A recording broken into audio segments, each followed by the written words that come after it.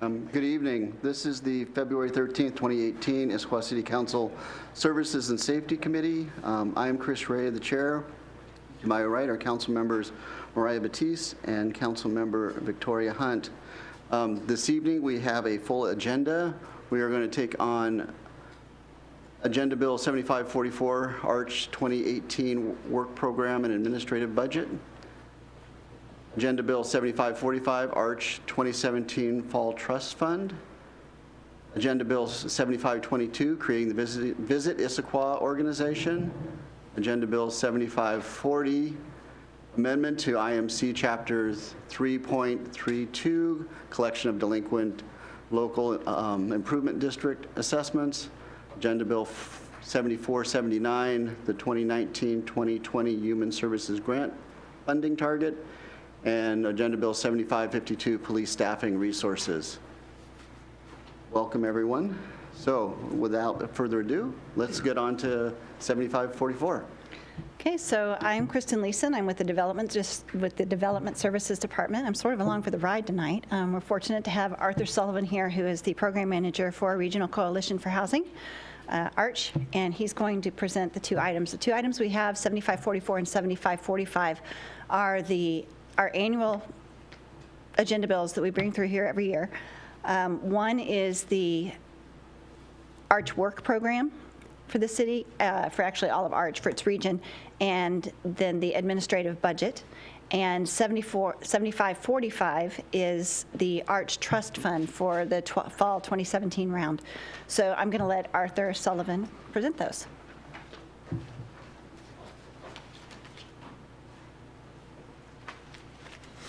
Arthur, do you want to do these in concert at the same time, or do you want to break between each one? Probably would be helpful to break the two apart because they're pretty different. And I guess a question I have for you in terms of presentation is how much, while this is an annual effort that we do as part of the Arch Interlocal, which you and 14 other cities are members of. I'm wondering if a little more background about Arch would be helpful for you in addition to what your work program items are. So I'm sort of... I personally would like a little more background on Arch, if you wouldn't mind doing that. Sure, be happy to do that.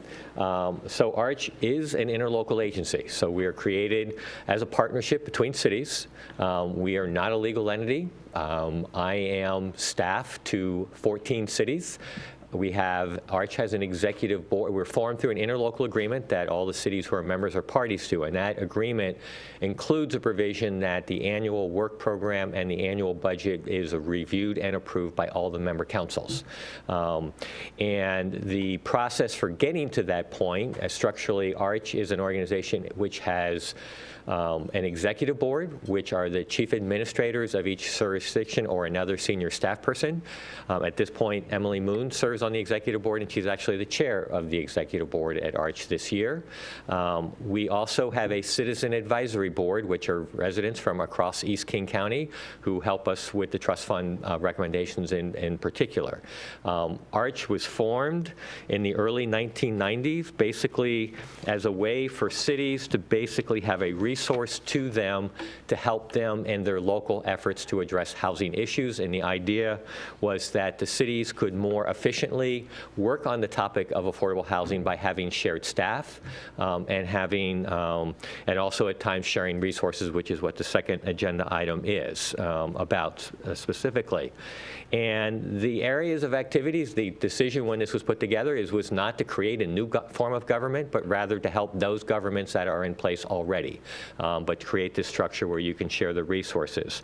The type of work that we do, and you'll see it when we get to your specific work program, we usually say we start with helping cities with planning work. So your housing element and updating your comprehensive plan is the first area that we often work with cities. We've helped, I've been working in Issaquah for 20 plus years now.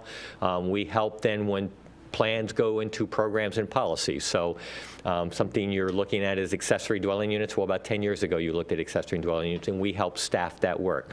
So we basically act when cities are doing local work. as extended staff to your staff. We don't show up at the public dais to testify, we show up at the staff table. Other type of work, so we do a lot of work, and most of the planning work we do is usually done on a city-by-city basis, and helping in those efforts.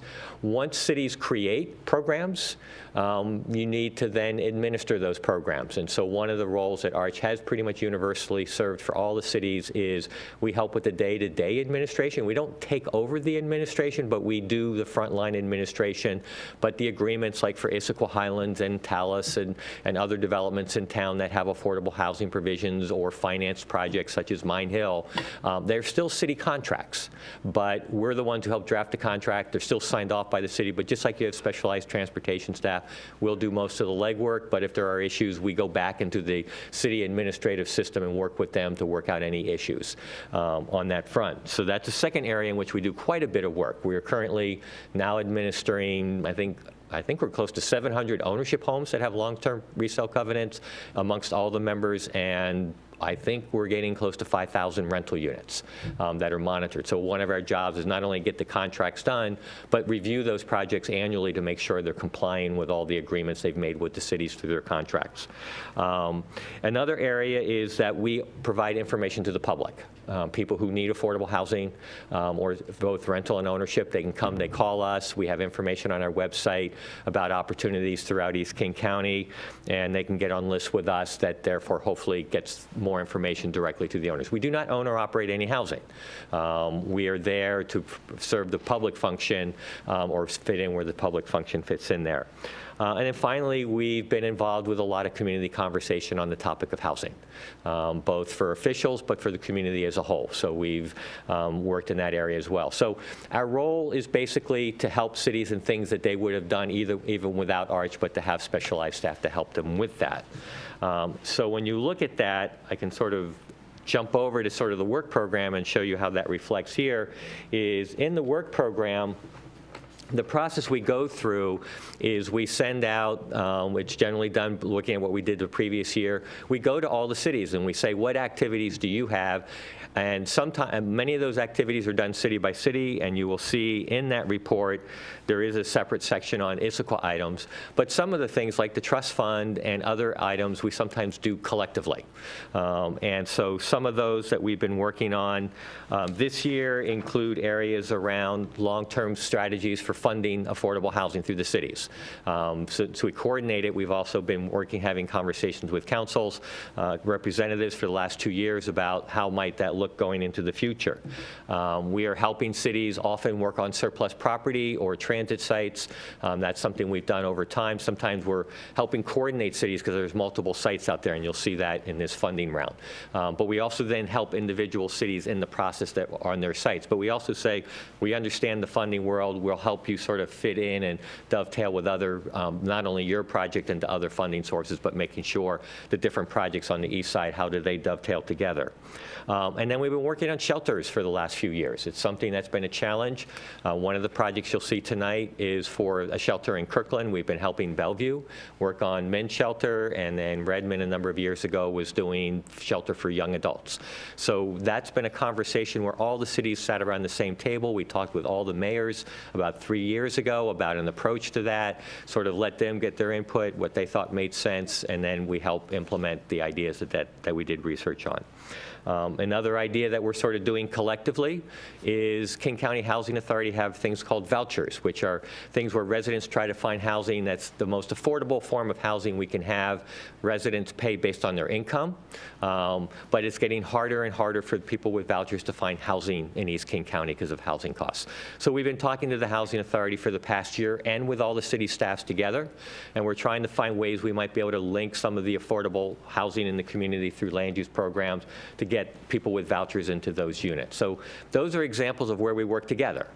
In terms of working individually, if you, in your memorandum, I believe it's on, I think it starts on page 5 is the work program, but on about the 3rd or 4th page of that document shows several items that have been listed for the city of Issaquah, and I had it here before I started, and I just need to get it turned around here. We've been working for the last year on the housing strategy. So we've been working as part of the staff team on that. Most specifically, the multifamily tax exemption program that you put in place, we helped staff with that program that was done at the end of last year. We will then help with the implementation. Right now, you're looking at Central Issaquah, started that work last year. It's carrying over to this year. We're helping, again, with some of the background research and working with city staff on that. There's other strategies scheduled for this year that we will be helping out with. And then we've been continuing to help with the TOD project with the Housing Authority. We're helping city staff work on that one as well. And then in the coming year, you have other ones. We'll be working as staff team members of that. So those are all listed on the 4th and 5th page of the work program that are specific to Issaquah. But you can see there's similar types of work in other cities as well. So that's us and the work program. The administrative budget, the contributions, the process there is, again, it's developed by the Arch Executive Board. The contributions are roughly based on population of all the different member jurisdictions. And your contributions for this year that are proposed are just over $43,000. It's a 2.5% increase from last year. Our overall budget went up 3.5% for the year, but for most of the members, the request is for that to go up to 2.5%. So that's an overview, and if you have questions, happy to answer those. Questions? Thank you for the presentation, Arthur. Could you speak a little bit about removing the barriers to ADU and just what's happening in that area? So we've been working on ADUs for a very long time, and in my mind, there's sort of 3 basic areas that impact accessory dwelling units, or 4, and one you don't have any control over. One is, what do your land use codes actually say you can do? The second is, what is your permitting process, including what are the fees and impact fees, which is more administrative at times. And then the third area is public awareness. So those are the 3 in which we found local government potentially has a pretty important role. And we would, in fact, one of the things where the cities collectively, if you go to the Arch website, there is an immense amount of information for consumers. People are thinking about doing ADUs. We've tried to put all kinds of information on our website to help people. So one of the things we have is a little brochure, and we put those in libraries and public places, and it sends people to our website. And that was done collectively by all the cities to sort of help put that together. A little bit of information on the zoning, but it's more like you got to hire an architect. How do you do that if you need to? You're a landlord now. What does that entail doing? So those are the 3 areas that I think cities do control or have some role in. The 4th area, though, and this is a challenge, I've been in this field for a very long time, and it's been a challenge since I remember in grad school, is how do lenders look at ADUs? So if a homeowner has an ADU, how do they look at it? Will they loan on it? What value do they put behind that? So those are the kind of areas that are out there, and some of those are issues in which cities would definitely, each city has their own codes related to ADUs, and we've helped cities have conversations. It's a balancing act between allow it to happen, but protect the character of the community. So there's a balancing act in those conversations that cities need to go through. And we've helped a number of cities go through those conversations. But others, like the education component, that's where all the cities said, we don't all need to reinvent that wheel. Maybe we should work together. We used our advisory board to help put that all together. So there's a couple of different fronts in which that issue can be looked at. Thank you. Any other questions? Thank you for your presentation. One question I had was, you spoke about how Arch works with local government and also does outreach to the community. I was wondering what sort of effort allocation is there? Are you mostly focusing on working with the local governments, or half of your staff works on outreach? We do not do anything without direction from local government. Okay. So we do not, we're not advocates. We look at, like on state legislation, we just inform you and say, hey, you have your group, and if you want us to work on something, we will. So our position on outreach is we're usually, what we're doing is the city is having a process that involves the community. Maybe it's a neighborhood plan, and they'll use us to help talk about housing with that neighborhood. So it's when we're invited to come out. A number of years ago in Issaquah Highlands, when some of the new projects were being done, we were brought to some community meetings to help support staff. So we're not out there doing stuff on our own unless we're directed by cities to do that. Okay, thank you. And then I also had a follow-up question to the vouchers. So what is the status of how many people are using vouchers? How big is that program currently? So the voucher, I didn't bring all my numbers with me, but countywide, see, we have a report that we put together. Let's see if I can remember. But countywide, there are thousands of people with vouchers. You would, in an ideal scenario, you would think, based on population, et cetera, that 25% of those might land in East King County, because they're administered by the King County Housing Authority, which serves all of King County except for Seattle and Renton. So their vouchers can be used essentially in that area. When you look at populations and stuff, we should probably be around 25% should land in our cities. That number is well under 20%. And a lot of that is because of how the program works. It's finding a place you can afford to rent. Right now, I believe there are, I'm trying to remember, there's probably over 1,000 households that have vouchers in East King County. I think that's at the low end. I think there are at least 1,000. We have that information. We've been tracking it over time, but it is definitely a proportion that's lower than what you would expect given how many they have to allocate. And that's due to the lack of housing primarily? That's the Housing Authority's main conclusion on that front is, right, number of cities have provisions that say you can't discriminate against people with vouchers. So one is the rent levels. Some people say it's because some landlords aren't open and they resist having people with vouchers. There are Kirkland and Bellevue and Redmond and King County have provisions that you can't discriminate on that basis. There is state legislation this year that I think has made it out of the first house that's being reviewed by, that would make that a statewide provision. And so there may be a chance that by the end of this year, there might be a statewide provision on that front. But anyway, so some people say part of the challenge too is getting landlords who will accept people. So you have a couple of issues that make it harder or can make it harder. And so what we're looking at is, because you create through land use provisions units that they're not at 30 or 50% of median, but they are at 60 or 70 or 80% of median, and they are below market, they are within the voucher threshold. So are there ways to potentially get people in those? Currently, all of the city covenants through both land use and funding have a provision that say you cannot discriminate, this is even in your city. For our affordable units, if somebody comes to your place with a voucher, you must accept them. Unless they don't comply with other acceptance, they have some record issue or something. And so what we're trying to do is see if we can take that a step further, see if there's ways to actually get building owners to say, I want to have some of those vouchers in some of these units. Anything else? I just have it's more of a accounting question. So when we put together the budget last year, we underestimated this number.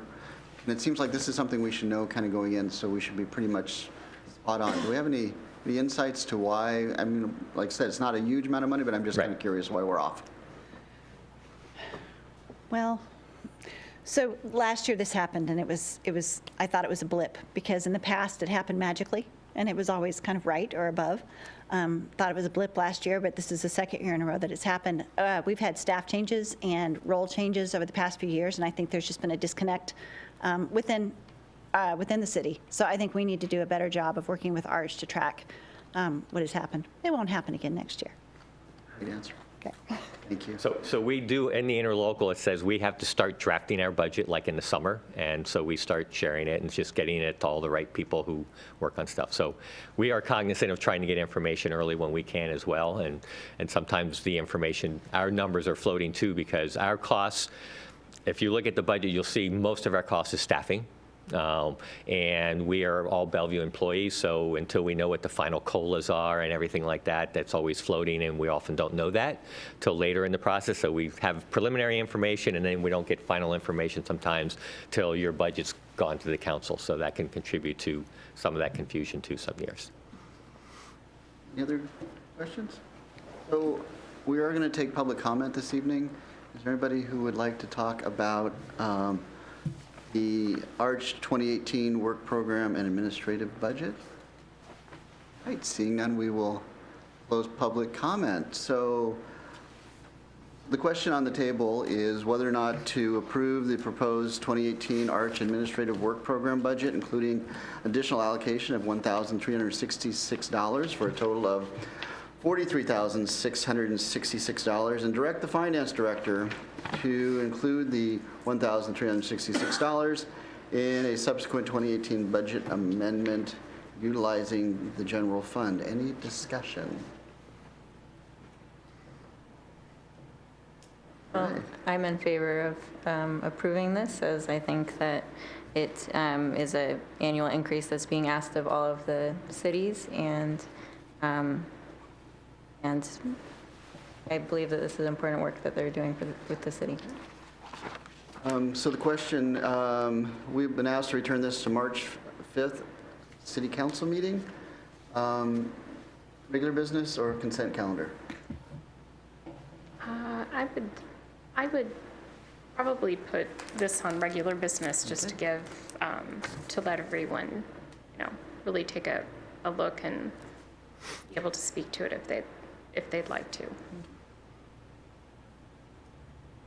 Councilmember Hunt? I think that it could also be, I agree with Councilmember Batiste. I think it could be on the regular business, especially as there may potentially be other arch-related topics. All in favor of recommending approval of the 2018 Arts Administrative Work Plan and putting it on the regular business agenda for March 5th? Aye? Aye. Aye. Unanimous. We will put that on March 5th's council agenda under regular business. So moving on to Agenda Bill 7545, Arch 2017 Fall Trust Fund. Okay. Welcome back. Thank you. So a very short little overview of the trust fund, just so you understand the dynamics of the process and what it is. The trust fund is really a collective agreement among cities that each of them decide how much resources to make available for direct assistance. Those funds are then applied through a joint application process through the city, through Arch. We go through a process that includes us reviewing the applications. We then forward our memos and materials to city staffs from all the cities who are funding. We then invite comments from the city staff as well as have a meeting with those city staffs. We then take all of that information, put it together, and we have a citizen advisory board, which have citizens from across East King County. Some of them are housing real estate professionals, others are civic experience, and others are people who just sort of have an interest in their community. So it's a wide range of individuals on the advisory board. They develop over several meetings recommendations. Those recommendations then go back to the Arch Executive Board, which again are the chief senior staff in the cities, and they come together and they finalize recommendations to the individual cities. So then it goes back to each city to say, collectively, you've asked us to look at your projects, but each city then approves their share of their dollars. When we're coming back to you, other than the exception this year of one of the projects, we're coming back to you with requests for funds that are from previous budgets or from balances that exist in your accounts. There was a change to the interlocal agreement about 6-7 years ago where the funds are all held in the city of Bellevue because they're the administrating member of Arch, but there are sub-accounts for every city. So when that money, if we don't spend it right away, we make a commitment, doesn't get spent a year, it earns some interest, it goes into your sub-account. If there's a project that had a loan in the past, and it has a repayment because it's met its loan terms for whatever reason, it goes back into your sub-account. The cities agreed a number of years ago, those funds can get recycled into affordable housing. There's only two ways monies leave that account. One is you as a council approve a project to it be spent on, and that project has a contract, and that contract meets the conditions that you see included in here. Or second, a city says, we want to pull that money back before it's been allocated, because we had an emergency in the city and we need that money for something else. Those are the only two ways. That money is controlled by the council or your mayor. And so that's the process we go through. The history of the trust fund is that it has funded over 3,300 housing units since the mid-90s, and there have been a total of $47 million of city contributions through that process to fund these projects. Now, to give you a little more oversight on that, that $47 million is not just your last year's budget that you set aside. It does include that, and that's been about 40% of the money, of that $47 million. Another 20% is we have CDBG funds, which is the federal fund source administered through the county, in which they give some control over the allocation of those funds to cities. Over the years, about 20% of the monies allocated, or a portion of the CDBG funds that are under the control or over the oversight or the ability to recommend funding back to the county. The other 40% are other things. That includes a loan repayment. It includes interest while it's sitting out there. It includes land donations. It includes fee waivers. And you have done those like the YWCA Family Village project was a land donation, essentially, from the city of Issaquah. All of those are things that we track and help cities either use the funds, allocate it, but also then to help administer them through the trust fund process. The goal over time is to have geographic balance in all the communities, so that over time you might not see a project this year, but over time you will see projects in all of the communities. The idea behind that is we can fund those projects that are ready, that have the most impact on creating affordability in East King County. We will do both new development as well as preserving existing. So Mine Hill, which was an old federally assisted property, and was one that was done a few years ago by Imagine Housing right in the valley floor of Issaquah. That's an example of a preservation project. We often, I mentioned earlier, projects get grants or loans, and those are part of the recommendations you see for individual projects. And that $47 million has leveraged well over $400 million. I hate to use the word leverage, but those projects have utilized over $400 million of other public and private fund sources. And there is a table that I'll point out too for the projects you have in front of you. So your resources are just one part. These deals are being put together by nonprofit and community-based groups, occasionally a private developer. And they're the ones putting together the convoluted financing that makes these deals real. And then one of the things we've done, and I mentioned Mine Hill, is one of our primary targets has been, I just told the story about the vouchers, is another way we get federal assistance is privately owned properties that get federal assistance. They had their contracts expiring over the last 20 years. The owners could opt out and go market rate. We've lost 30 out of 650 units in that program. We have managed to work through sales to nonprofits or with those private owners to get them to agree to stay in the federal programs. And that's been one of our top priorities, is not to lose those units. So that's sort of an overview of the process and how the trust fund has the results in the past, or with guiding principles. This round, you have in your packet, what you receive from us is first, and I believe it's on page 25 of your packet, is a memorandum from the executive board. That memorandum summarizes a project description of each of the projects that applied, the rationale that the advisory board and the executive board gave for recommending funding or not recommending funding, and then finally, a number of conditions for each project. Those are conditions that have been developed by the advisory board and staff to make sure that what we got applied for it will continue to meet the things that were conditioned, or during the conversations in the community with the advisory board or with staff, issues we want to make sure are addressed to make sure the project is as successful as possible. It includes things such as needing to get your funding commitments in place. It has things related to, we have some where there's going to be reduced parking. So how are you going to manage? We want to see a parking management plan. So there's a wide range of issues depending on what the issues are. This year, very different than the past. We have typically, in the last 4 or 5 years, given the resources we have, fund around 100 units. This year, we are trying to fund over 350 units in 1 year. There's reasons that's been occurring. One, the example in Issaquah is King County came up with a special one-time large resource called the King County TOD funds. And we wanted to, there was a set aside for the I-90 corridor, and then a second project is trying to tap into another pool, which is a county-wide pool. So it's a unique opportunity. The second is a number of cities we're finding are taking the initiative to try to make things happen. So that, you had both the King County TOD and the site that the city staff had been, and the city had been working on came together. And that's what we found with a number of these projects is a number of these projects that you have in front of you were initiated, or the cities have been heavily involved for well over a year on these projects. And so we're here to help bring those projects that have been started by cities, help pull them together, and where can the trust fund help and complement them. So we've also had a very strange year in terms of funding. You may have heard there was no capital budget approved until January. That impacted the entire trust, the entire public funding system. Because what happens is all the public funders coordinate our funding awards so that they work together and projects can move forward. And we all do, the state, the county, and us do ours in the fall. They didn't do that this year. And so now everything's been kind of topsy-turvy, and we're trying to respond to that.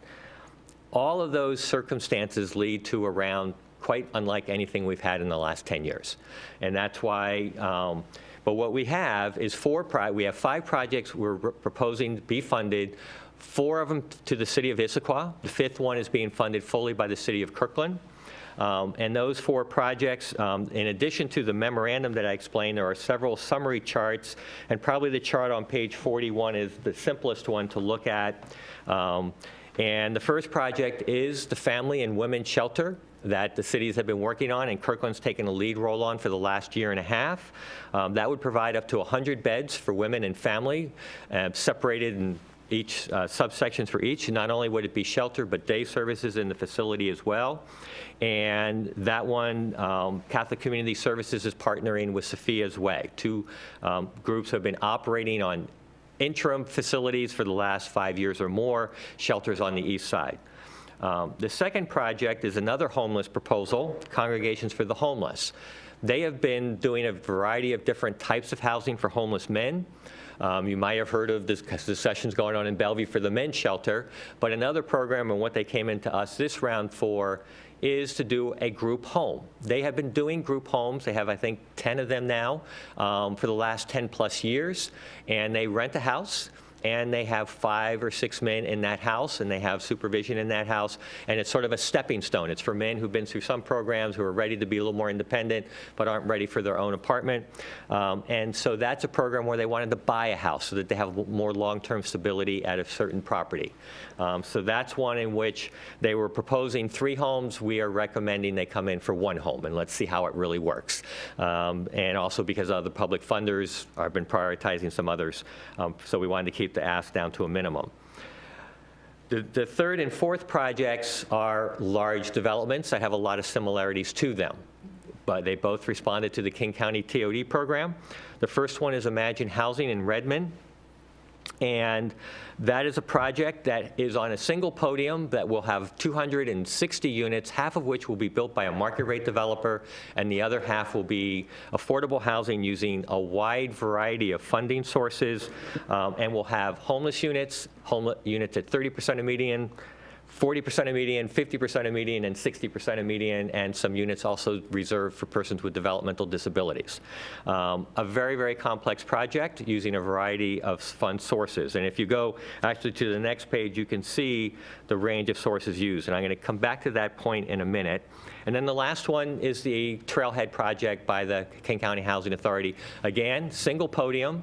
That one is, I believe, over 350 units, I believe, total when you add it all up. 200 units of market rate housing, 150 units by the King County Housing Authority that will have units at 40 and 60% of median income. That project also applying, and the 2 projects with the TOD portions of the projects did receive that funding from the county for their projects. What I would point out is why we've been able to do this many projects is if you do go to that next page, and I know there's a lot of numbers on that page, but there's just really 2 numbers I really want to highlight.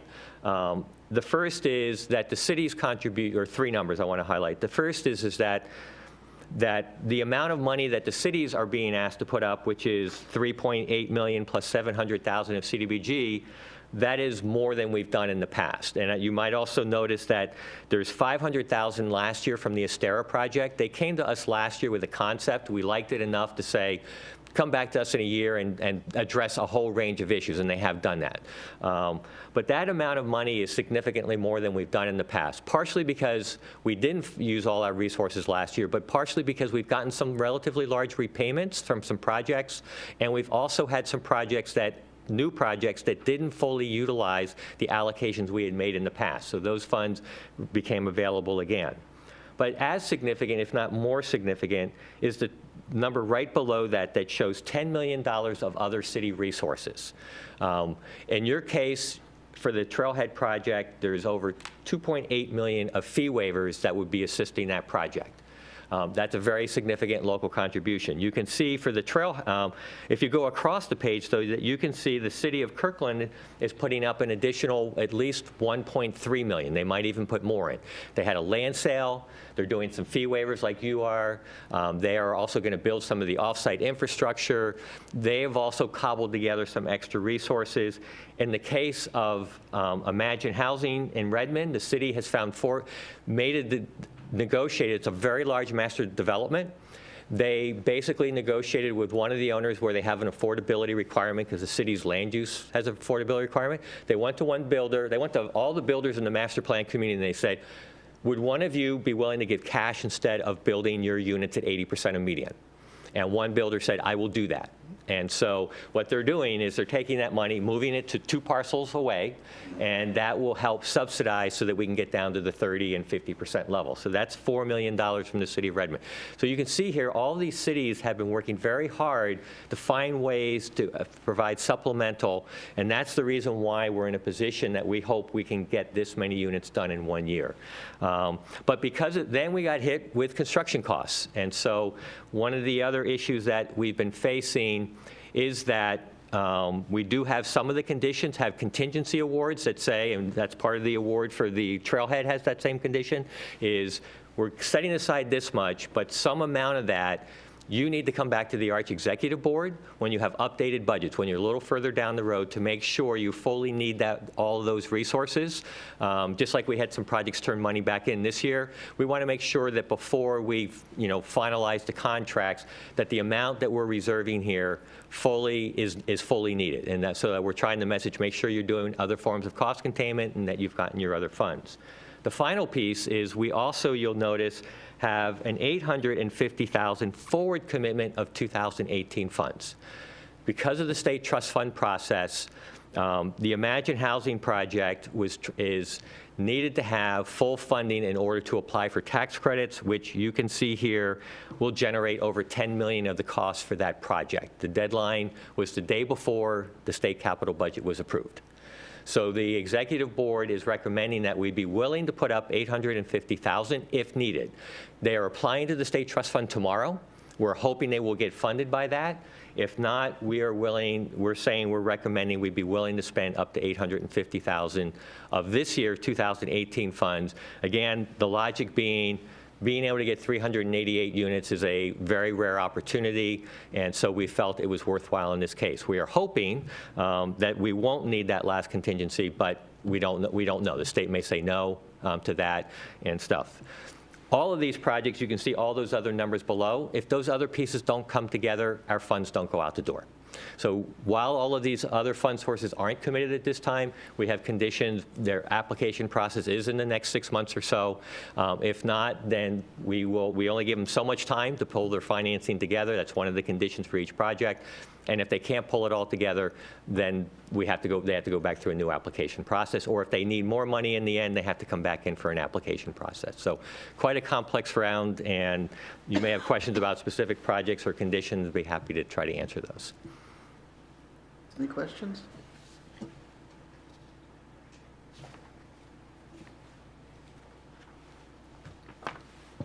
Thank you again for the presentation. In regard to Estera, Yes. and I do remember that coming forward and reading and learning all about that last year. So there were certain conditions, and they have, you said, come forward and met those conditions, and so this project is Right, so on track we and- still haven't spent any of the $500,000 from last year. That was sort of a set aside to sort of encourage, for a couple reasons, we wanted to sort of set that aside. The issues we asked them to come back and address, they have been addressing. They're not 100% addressed some of the items. Parking is still out there, and they're working with the city on that.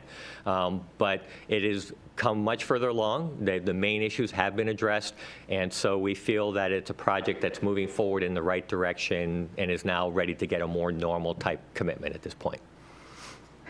Thank you.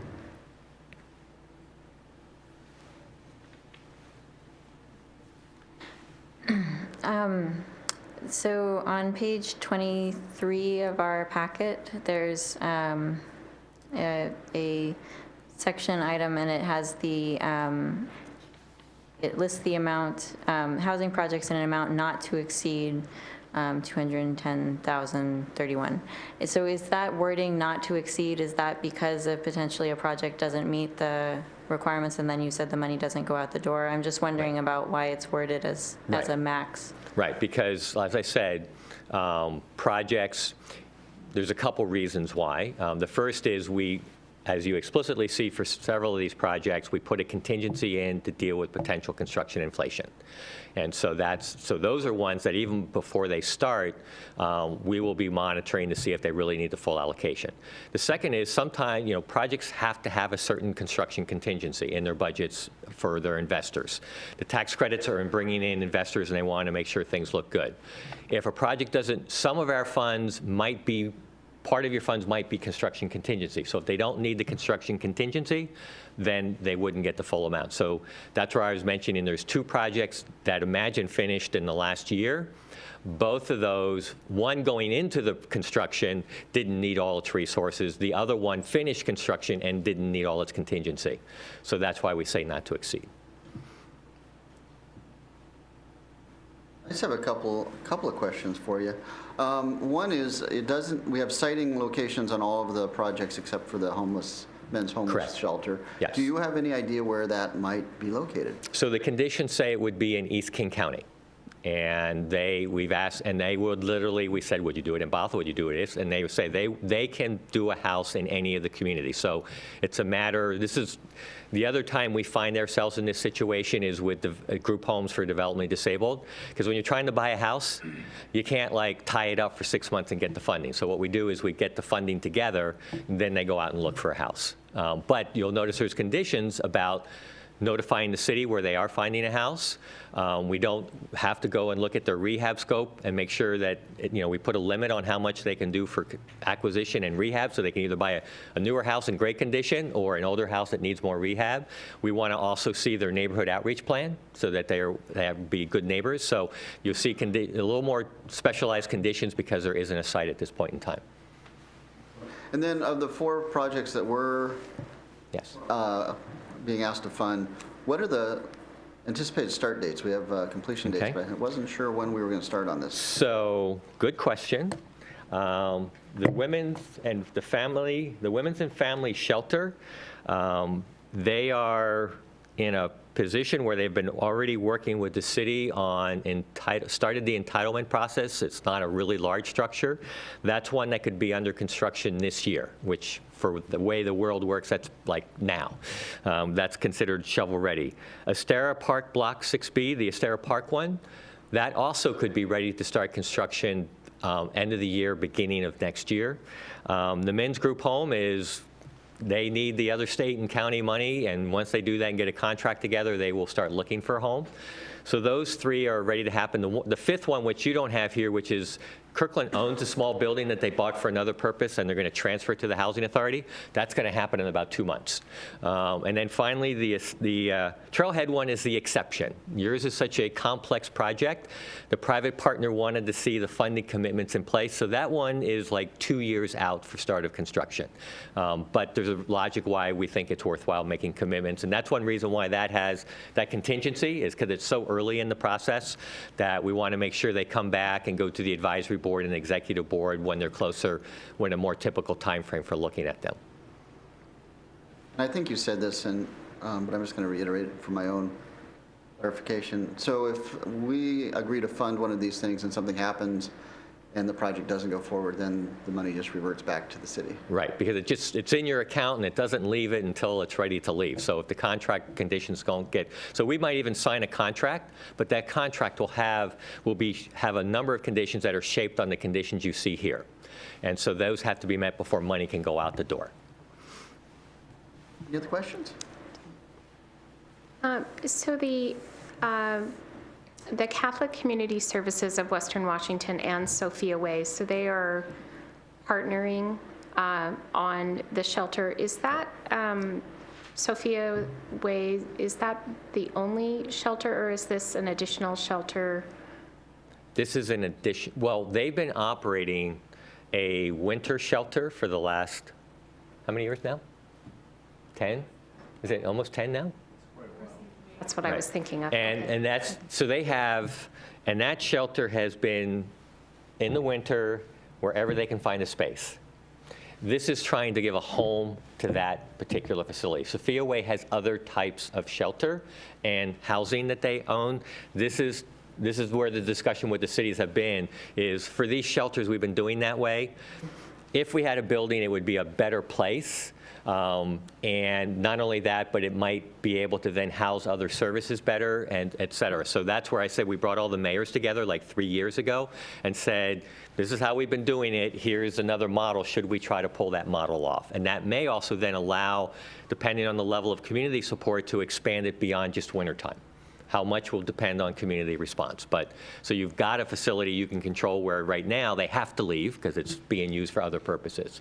So it just sort of creates a focal point for a lot of both day services, shelter, that we typically have referred to as the winter shelters. I have a follow-up question on the winter shelter. So permanent winter shelter, is it used for something when it's not used in the winter then? The one we're proposing? The proposed one. So yes. okay, so right now, we have both day services and shelter that are, quote, not full-time. The shelter is not full-time in that it is 4, 5, 6 months of the year, depending on the year, and in the evening. Day services have been part-time, certain days of the week, all year round, okay? So what we're looking at, in fact, they're getting to that level of detail now, is once this building is there, the intent is, at a minimum, maintain same level of service. Then to the extent there is community support, either public or the broader community. For example, they have started the capital campaign, I don't know, like a month ago, beginning of the year, and they've raised $450,000 already. For the capital. So if there's that kind of support from the community for operations, complemented with what they're getting now, then they will be able to expand. And so they're putting a plan together to go, minimum is what we are today. In an ideal world, we'd have both services full year round. And so the building will be dedicated for that purpose. The extent it gets used will be to the extent they can have the operating support to keep the doors open. One more question. You mentioned just now that the trailhead example is very complicated, and it seems that other examples in this list also have multi-funding sources and are also complicated. So Yes. I wondered if you could talk a little bit to what specifically makes ours. What's its complexity? Every deal has complexity. Yours is the land swap. And that for the land swap to occur, and Keith will kick me if I get this wrong, the land swap involves building a replacement facility before they will move. So usually when you're buying land, you make an agreement, and then when you're ready to close, you take the land, and that's when you spend all your money. Here, they have to be expending a lot of money in order to get to a point where they can actually close on the land. And so the private partner saying, the public piece, if it doesn't work, my piece isn't going to work. So I need, before I start spending all this money to help the city realize its vision to do the swap out, I'd like to know that the resources will be there for the public piece. And the county agreed with that concept, and our processes said that seems like a reasonable, given what you're trying to, we know this is a project the city's trying to make, and so our job is to try to find ways to help support that, but do it in a way that's done smart. You know, that's part of what our job is. So we think we've got a set of conditions that help that to occur. Anything else? All right, we'll open it up for public comment. Does anybody like to speak to Agenda Bill 7545, Arch 2017 Trust Fund Fund? Fall Trust Fund. All right, hearing none, we'll move on. Deliberations, any discussion? So the question before us really is to approve a resolution authorizing Arch to enter into an agreement on behalf of the city to fund Imagine Housing's Estera Park, Catholic Community Services, Family/Women's Shelter, Congregation for Homeless Men's Group Home, and the King County Affordable Housing Trailhead Affordable Housing Project in the amount not to exceed $210,031. Councilmember Batiste. So I would want to move this forward to council. It's something that I'm very much in favor of. I think that this is one of our most important pieces that really speaks to affordable housing and our goals in regard to that, and also just our human services element. I remember taking a look at last year, as we talked about it, Estera, now Issaquah has the TOD project as a part of that. And as I think back to my time on the Human Services Commission and talking about Sophia's Way and the winter shelter and trying to find those permanent locations, some of those conversations were heartbreaking. And I think that this is just a very important chunk of money that we spend every year, so I would be very much in favor. I am in agreement with everything Councilmember Batiste said. I also think it is, it's very important work, particularly for Issaquah, because we do have this TOD and the complexities in that, and so I think it's very important that we have expertise and expert guidance making that complicated, additionally complicated land management and land swap and all of the elements that are going into that TOD. So I am also very much in favor of moving this to council. Consent or regular business? I would think I would recommend regular business because it is a very complicated bill that has a lot of parts that I think the council would be interested in seeing. All in favor of returning this to the March 5th City Council meeting as regular business, say aye. Aye. Aye. That passes unanimously. All right, moving on. Creating Agenda Bill 7522, creating the Visit Issaquah organization.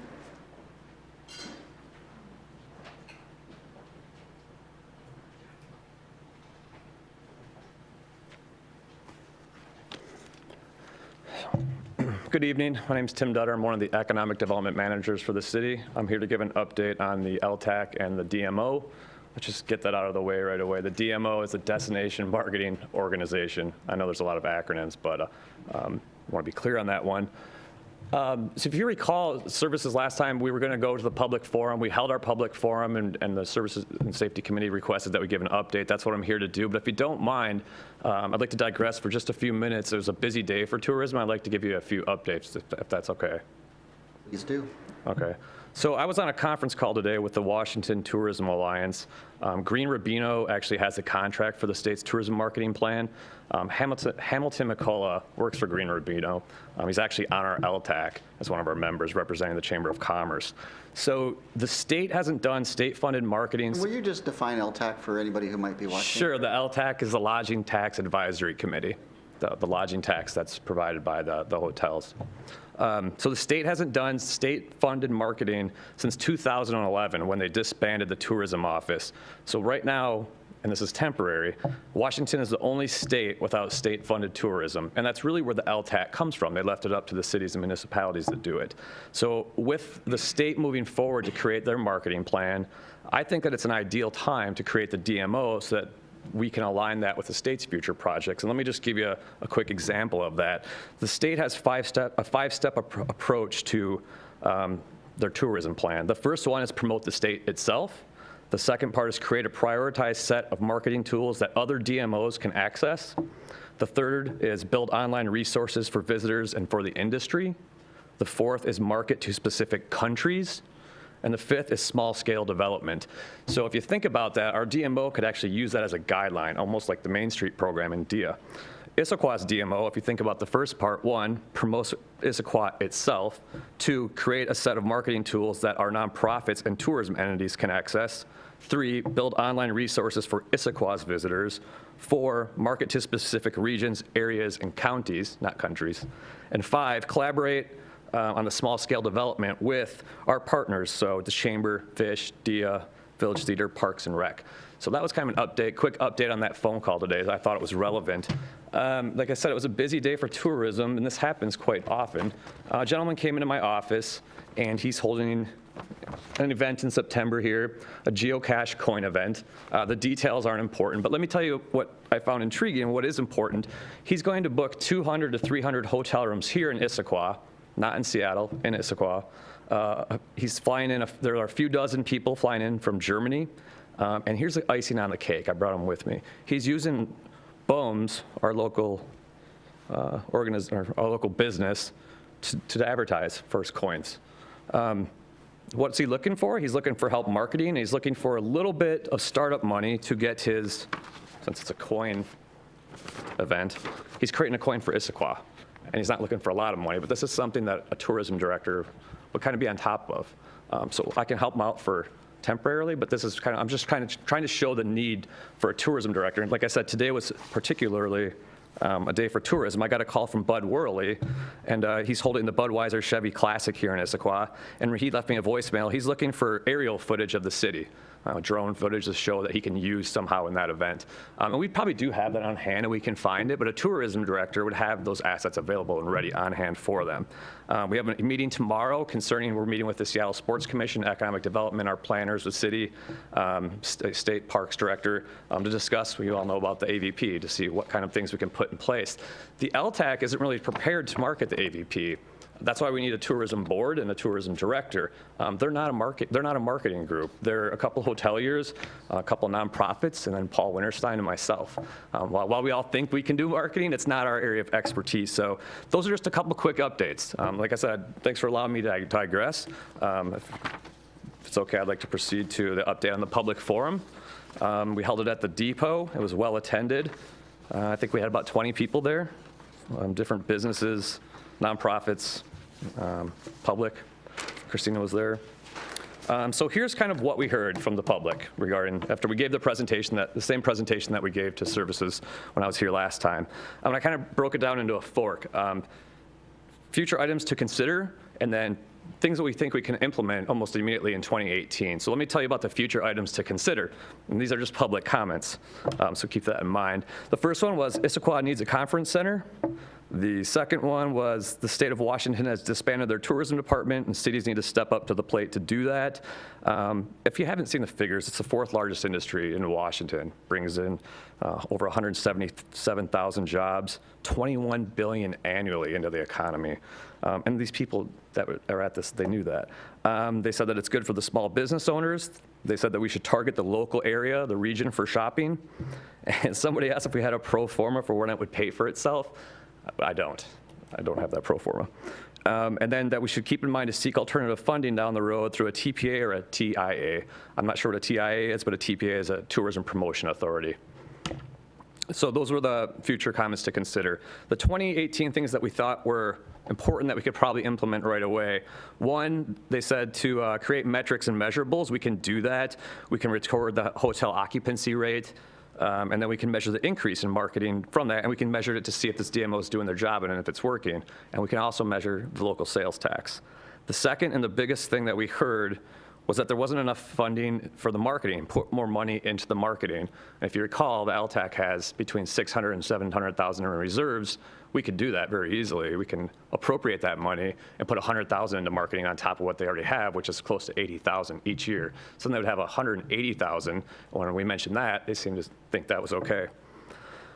We need to target, promote certain events that fit into Issaquah's capacity. So we can't use a shotgun approach and say, we want conferences and all types of events. We have a very unique set, and we need to target that. So think about what we're known for in Issaquah: sports, outdoor rec, and the current events, and all the events that we already have going. And then they said that the marketing needs to match the city's amenities, and that we need to create packages. It's kind of a fire hose, I apologize. So that's, it was well received. That was the kind of the reaction from the public regarding the creation of the DMO. Thank you.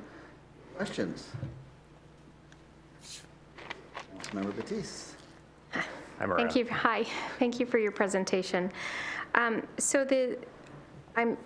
reading through and just,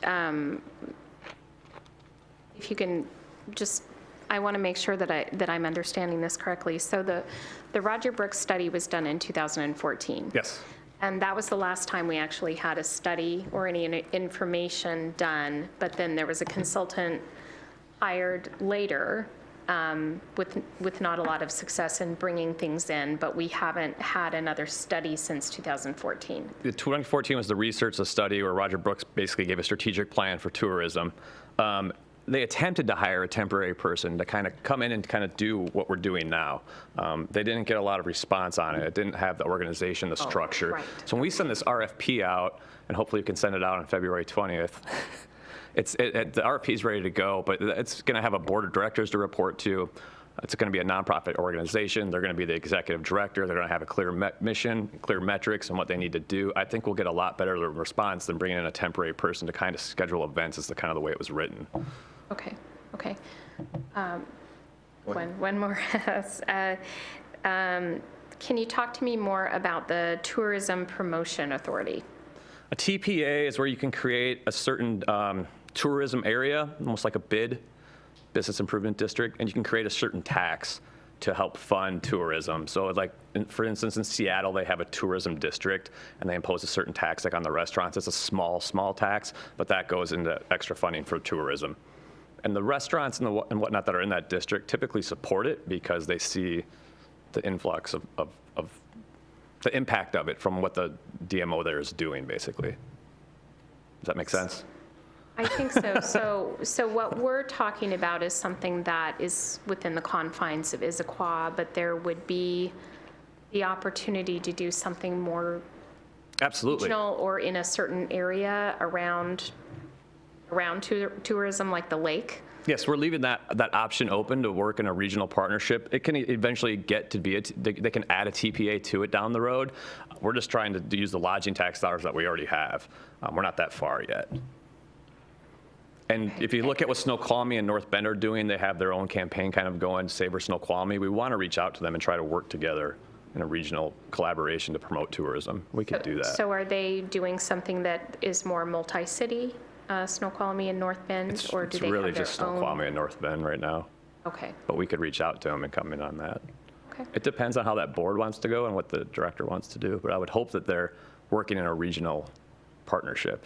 And we actually put that in the mission statement that we're drafting, that it's a regional approach, because it's important. Vicki? If this were to proceed, then the lodging tax money would sustain the position of the director and the Visit Issaquah. And I imagine that that brings in a variable amount of money depending on the year. I'm wondering what your thoughts are on what would be the use for if there were additional money in those funds, because there are some other recommendations by the Brooks, from the Brooks study. And so wondering how, or if you think it would be possible to address some of those other recommendations as well.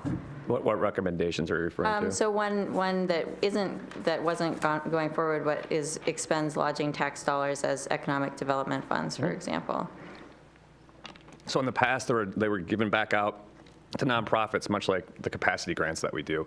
He's saying pull those back, which the Economic Development Department did a couple of years ago, and use them for economic development, which is tourism development, basically. So if there's any additional funds that can be put back into marketing, they could be reserved for a project, they could be reserved for anything that relates to tourism, as long as it's for tourism.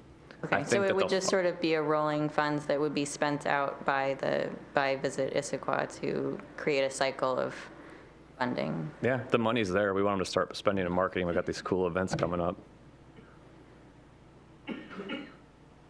Councilmember Batiste. Could we talk a little bit about the makeup of the board? Who would be on the board? Sure. It's a great question. So originally, if you look at the way that Brooks recommended it, he recommended that you take the LTAC and you add an additional 4 to 5 members. We see a little bit of conflict in that because the LTAC controls the funding, but again, they're not tourism, they're not marketing.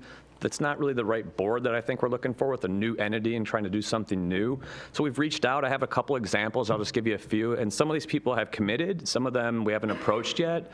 Nobody said no on this list. But let me give you a few examples. Yogi Hudson, longtime hotel veteran, currently the executive vice president with Columbia Hospitality. Tony Gonchar, long shot, but he's the newly announced as Delta Airlines' new regional president. Steve Maris, retired former with Visit Seattle. Patrick Byers, owner of Outsourced Marketing up in the Highlands. So we're trying to build people that are involved in tourism, experts in tourism, people that are involved in marketing, people that are thinking about how do we promote Issaquah as a whole. That's the kind of board. And in my mind, I think it needs to be separate from the LTAC. I just have a couple of questions. One is the ask on the table right now is for the council to direct the preparation of articles of incorporation for a 501c3 corporation. And Councilmember Batiste was kind of talking at this too, but it really I'm binding up a little bit on governance and governance in the who makes the decisions about what we do. So the current ask isn't for, I've seen numbers around this is what we think we want to spend and this is what we think we want to hire. But the current ask, because if you read through the resolution, it doesn't address any of that. So what's the thinking about what that overall governance of this would be, and who would make the determination of how much money would be allocated to the DMO and who would make the decisions about hiring an executive director, and who would make ongoing decisions, and who would be responsible for making determinations whether or not we were making progress and establishing performance measures. I got to break those down one by one here, Chris.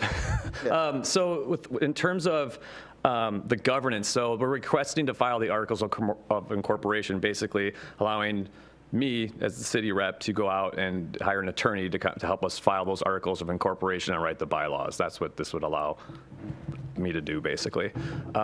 In terms of the funding, the lodging tax advisory committee controls the funding, and it would be separate, but they would basically, ideally, appropriate that funding to Visit Issaquah each year. However, it's kind of cool because it builds in a checks and balances. So you have a separate group watching what the Visitors Bureau is doing, and I've seen this in other cities in the past, because sometimes the Visitor Bureau starts doing, I gotta stop saying that, DMO, they start doing things that aren't related to tourism because they are well-funded, they're off and running, they're supporting their community, but some of the things that they're supporting or putting money into don't always support tourism, which if we build it here this way, we could have the LTAC to check that and watch, and then also report in to Services and Safety Committee twice a year, and here's what we're using the funding for, here's how we're doing it.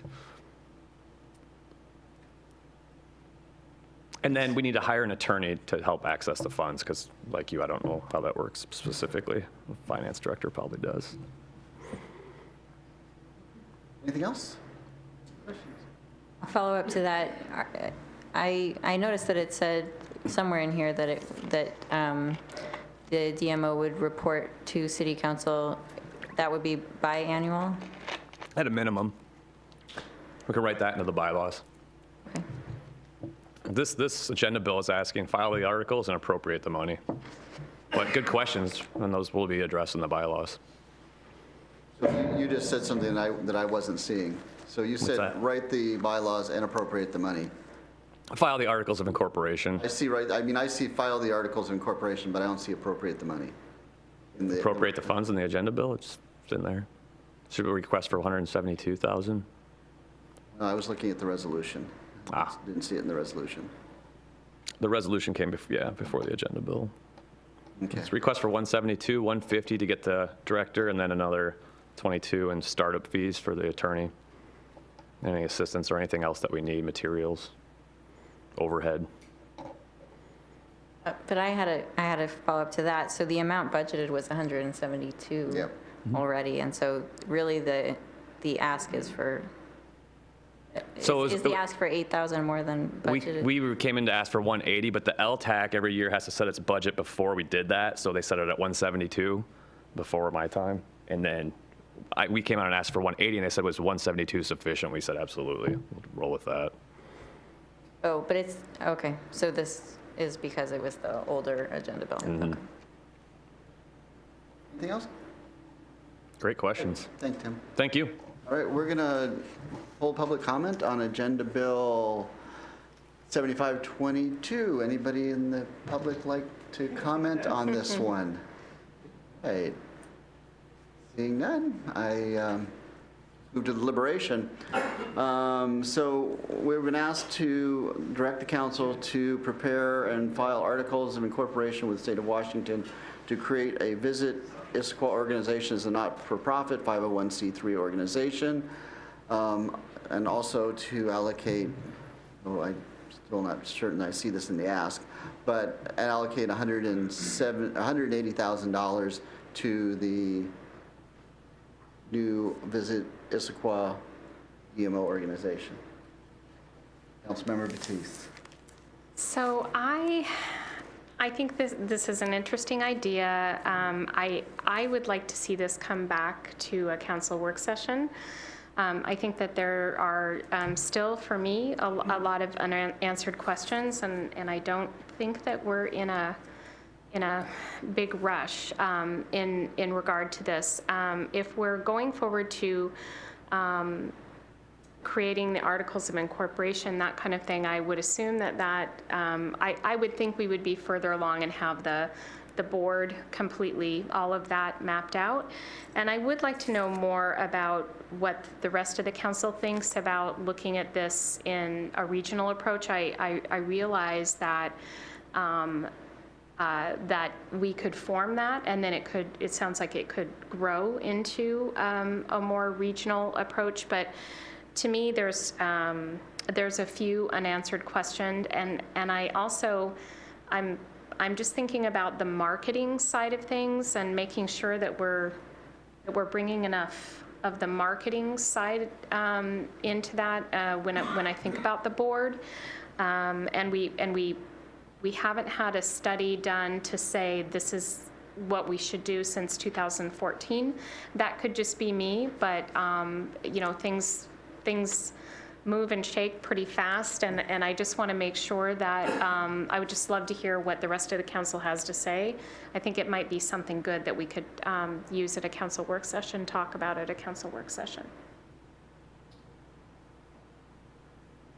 Well, I think that it is really an important source of revenue, and I think that this destination marketing organization would be a potentially useful way to market Issaquah and tap into some of the resources that we have more effectively and draw people to our city.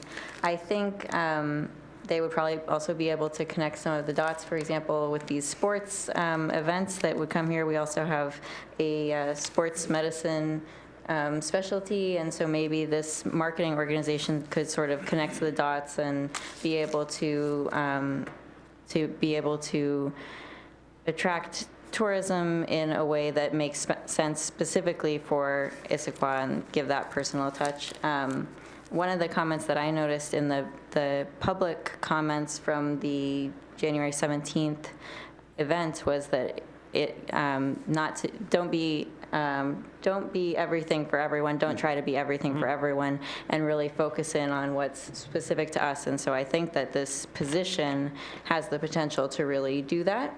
I in the presentation, when the board was being discussed, I would want to make sure that there are people that are really familiar with Issaquah, not just tourism experts or marketing experts, but also people that are experts on Issaquah in that board mix, which has yet to be decided. I think that it does sound like with the bylaws and with the board not being decided, maybe there is a need for more discussion on this topic. So I think a council work session would be one way to have that discussion, or I would also think that we could have it discussed in the full council meeting. I am really supportive of this idea. I think that it is good for Issaquah. I am very nervous about the lack of specificity about governance, and when we are talking about a fairly large amount of money that the city is responsible for through LTAC. So I'd like to make an amendment to what's in here, and that is I'd like to suggest or direct the council to prepare filing of the Articles of Incorporation with the State of Washington to create Visit Issaquah, nonprofit 501c3 organization, and allocate $22,000 to start the process of creating the entity, and then refer this back to a council work session to collect input from the rest of the council on what governance should look like and how decision making should be made, and how do we, as the council, ensure that we are doing what's best for the city of Issaquah. Councilmember Hunt. The amount that you cited there, is that a quarterly? Where did that come from? That's a one-time fee. That was a number that I wrote down as Tim threw that out. That was the cost of filing, developing, and filing the Articles of Incorporation. That would make sense, because I was thinking when Mariah was talking, I'm like, it's hard to get a board formed and committed and to write bylaws if you don't have an organization, if you don't have a go-ahead and a thumbs up. You can get them all on standby, but that'd be tricky. So what you propose makes a little more sense. Councilmember Batiste, you look concerned. Could be a misunderstanding on my part, but I'm thinking as we go forward to form the Articles of Incorporation, that we should have that mapped out. And so I appreciate the amendment. I still would be in favor of having this go to a council work session prior to moving forward. And I don't know that there's any sort of time commitment or any sort of deadline that I'm unaware of. There's no time commitment, but one thing to keep in mind is the LTAC hasn't done anything for 2 years, and those funds are racking up. And at some point, the state's going to look and see that large amount of money and say, why aren't you spending this on tourism? What are you guys doing with this? What have you been doing? What are you doing now? And then the events that are currently coming up, that's where I kind of feel the pressure to get it going, because those events are approaching, and we need to capitalize on them. When is the next council work session scheduled?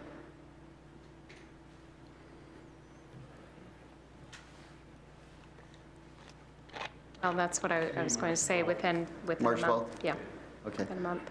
And then we're going to meet again on the 13th.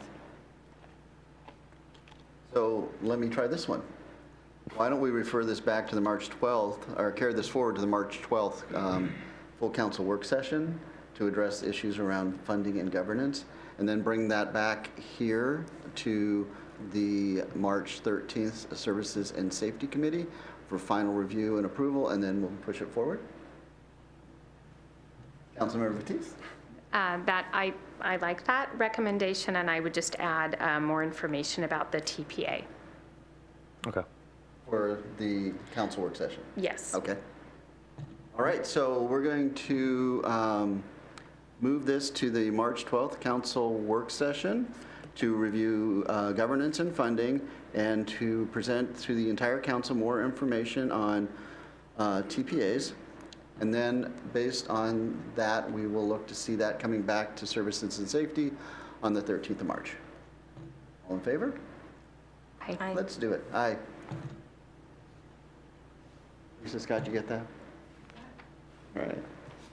Thanks. All right, we're going Thanks. to move on. Thanks, Tim.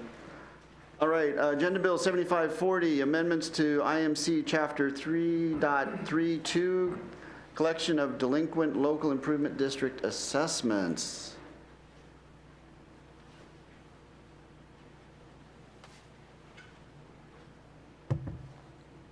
Welcome. Good evening. This agenda bill proposes amendments to City Code, specifically Chapter 3.32, which defines how delinquent local improvement district assessments are managed. For 2018, the Finance Department is partnering with a third-party administrator for working with those property owners who have an assessment and who may become delinquent.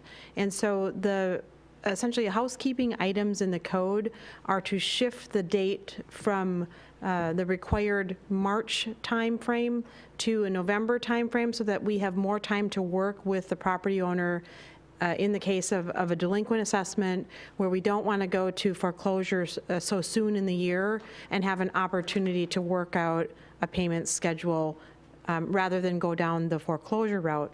That being said, then, the second portion of the code amendments in this agenda bill are so that we can ensure that we're collecting attorney's fees if we do have to go through the foreclosure process.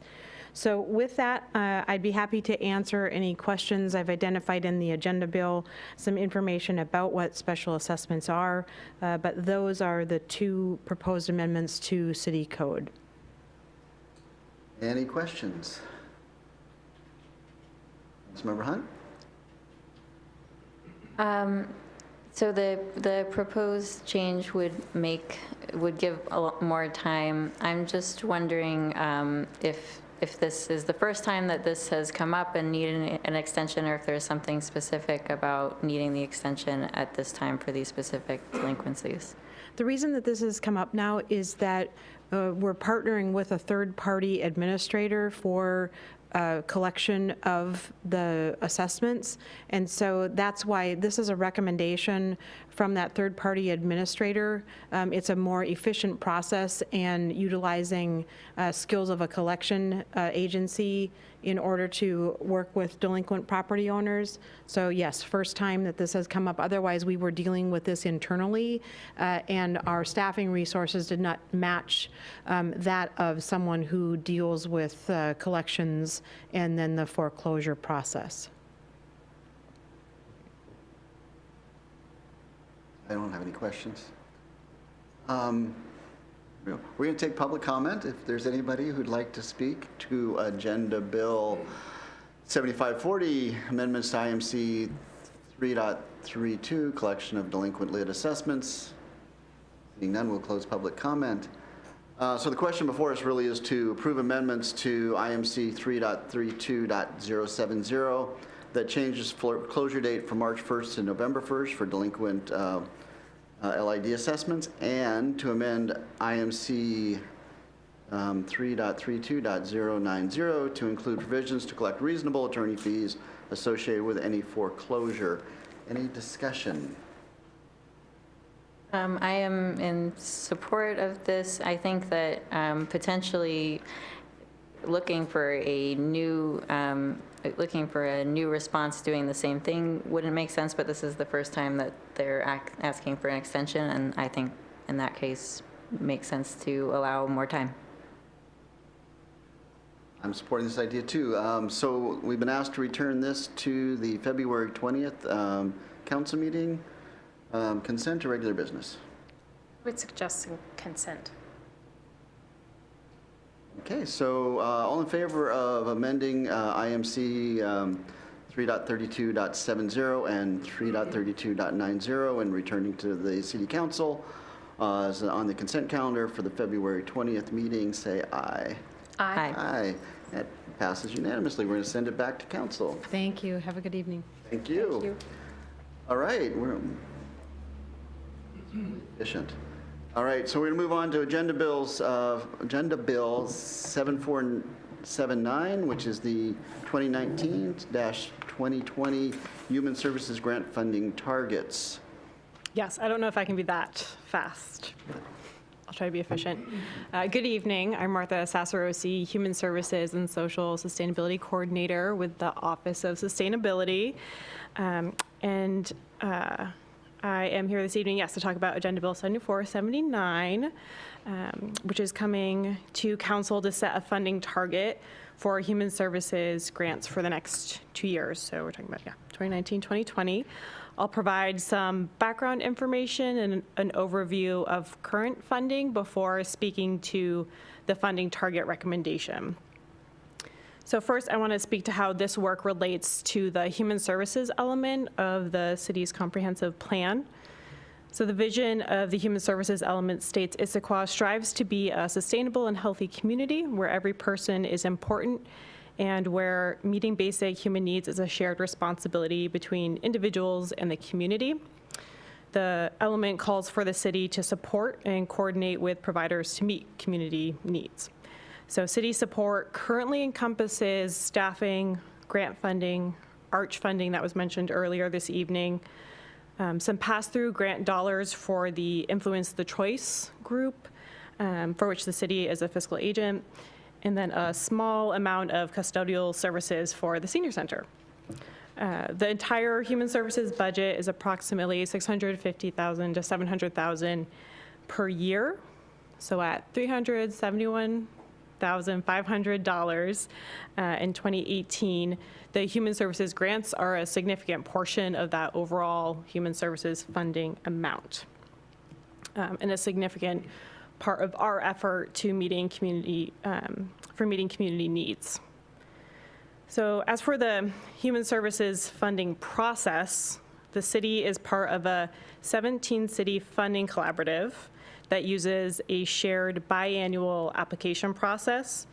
And that application process happens in even years and kind of sets up funding for the next 2 years. The Human Services Commission reviews all applications for funding and makes recommendations to council.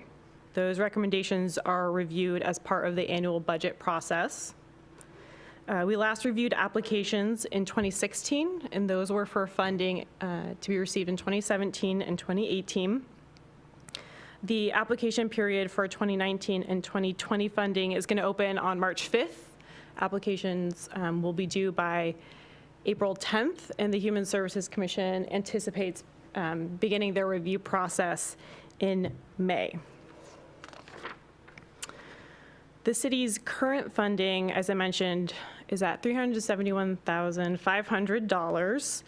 And as explained in a bit of detail in the exhibit to this agenda bill, the amount reflects two components. So first, there's a base per capita amount that reflects funding based on population. And then there's a set of targeted allocations totaling $30,500 that reflects identified needs in the community, kind of above and beyond the basic needs we anticipated funding through that base per capita amount. And the base per capita rate of $10 had been an informal target that we reached in the last funding cycle, and then the targeted allocations reflected additional need, particularly around housing and homelessness services. And so that includes, for example, increased winter shelter capacity for families. Ahead of the last application cycle, so in February of 2016, staff went to council to set a funding target for 2017 and 2018. Setting a target was incredibly helpful for providing information to agencies kind of upfront in the application process, and then most importantly, because it gave the Human Services Commission a number to work with as they developed and refined their funding recommendations. Last cycle, a total of 75 applications were received. Over $690,000 in funding was requested. Working with the target number helped the commission to navigate the deliberation process more efficiently as it considered those 75 applications. Since the target was a target and not yet a part of an adopted budget, the commission took the additional step of preparing an alternative set of recommendations to kind of be at the ready in the event that funding was ultimately kept to prior levels and not increased to reach the target. So ultimately, when we're going through this process in 2016, council did proceed with a funding target once we reached the budget process. And so at that time, right, the target had been $371,500. Recommendations totaling that amount were delivered and council adopted them. So we didn't need to go to the kind of that second set of recommendations, but they were ready and available if something had happened between setting the target and the proposed and then deliberated city budget. And as for processes prior to 2016, there hadn't necessarily been a funding methodology or target. So this is something we began to work with last cycle in 2016. For the 2019-2020 funding cycle, we anticipate following a similar timeline and process as the last cycle with some small adjustments and improvements. Since we last went through this process of setting a funding target, the city completed its first community needs assessment. The assessment helped to identify priority areas of need in the community, particularly around employment, behavioral, medical, and dental health, system navigation, and housing stability. So I just want to take a moment to share some select data. There's a full 81-page report, and we included a hyperlink in the agenda bill for further kind of reference and diving into the data, but I just wanted to call out a few pieces of information that really speak to those areas of need or kind of heightened need in the community. So the first key theme addressed in the assessment is disparities by race and ethnicity, by sex, and by income, in particular for measures of economic stability. So the proportion of individuals in Issaquah living below the poverty line doubled from 2010 to 2015, so increasing from 3% to 6%. When we disaggregate the data, we see that over half of Black or African American residents lived below the poverty line in 2015. Additionally, the percentage of Hispanic or Latino members of the community, as well as the percentage of females living below the poverty line, increased significantly in the same time frame. Another key theme was lack of stable housing. In 2015, more than 1/3 of Issaquah renters and homeowners with a mortgage were housing cost burdened, so they were paying more than 30% of their income towards their housing costs. And 1 in 5 renters were extremely cost burdened, meaning that they were spending more than 50% of their income on their housing. The third theme was barriers to accessing services and resources. The East Side does have a fairly decentralized service landscape, which can create barriers to accessing services and resources. For example, by bus, it takes about a 48-minute commute to get to the nearest neighborhood legal clinic for tenants. We had one focus group participant who shared, quote, in general, few services are in Issaquah, so people have to travel around the East Side to get what they need. It's adding extra stress, time, and money for them having to seek out services. And lastly, our fourth key theme was behavioral health norms and resources. And this theme had one of our most striking data points, which was that 1 in 4 Issaquah school district seniors have seriously considered suicide. So thinking about teen and young adult mental health. So we gained a lot of valuable data and insights from the needs assessment that help us to think about targeting our funding to address local needs.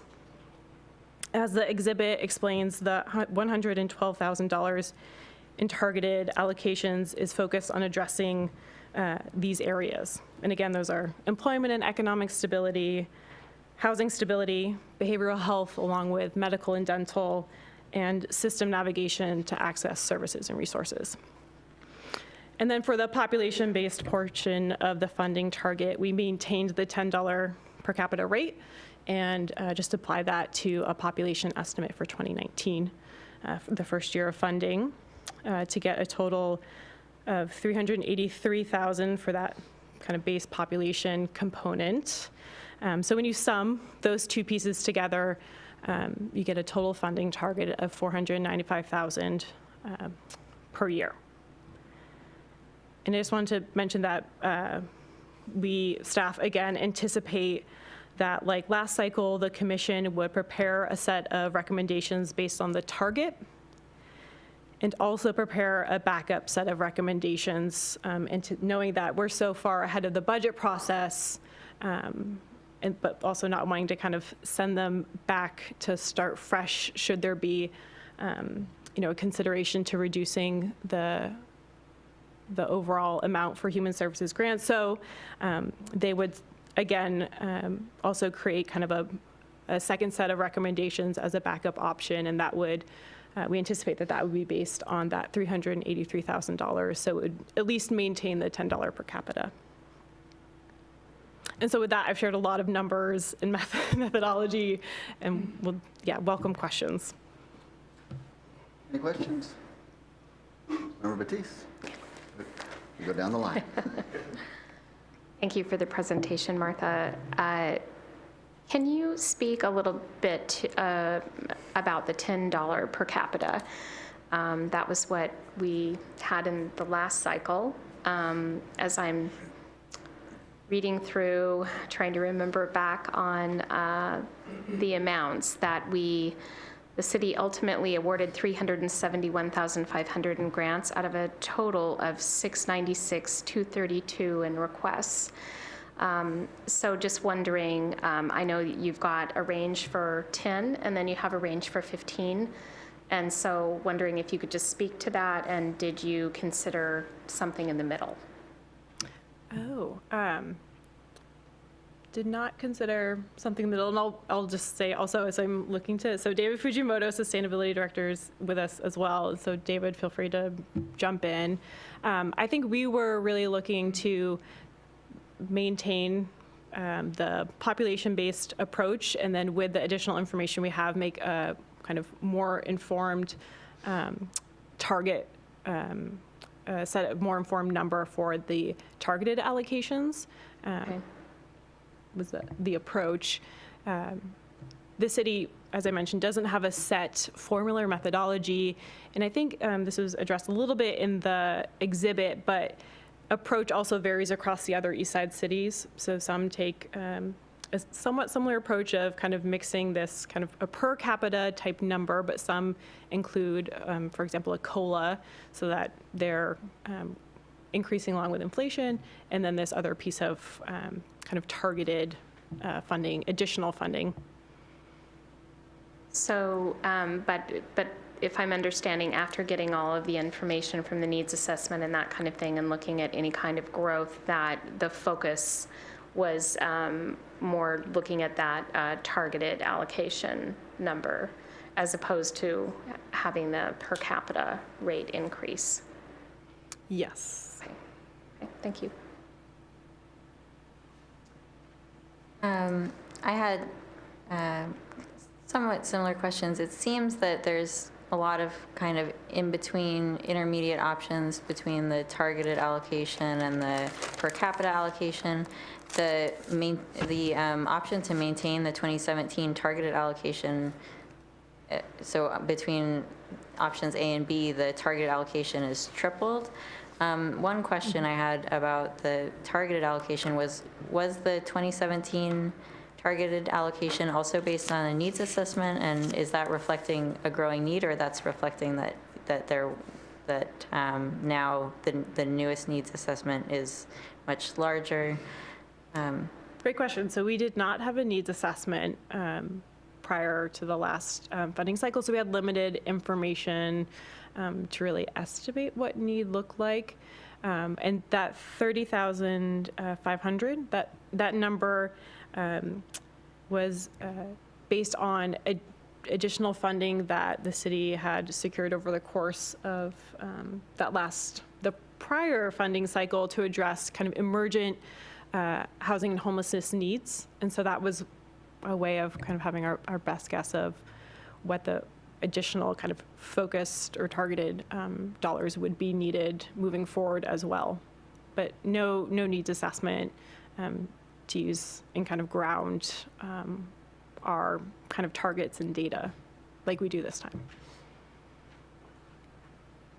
So it's really easy to figure the methodology behind the per capita allocation. Was there a methodology that you applied to the targeted allocation to arrive at the $112,000? Yes. And?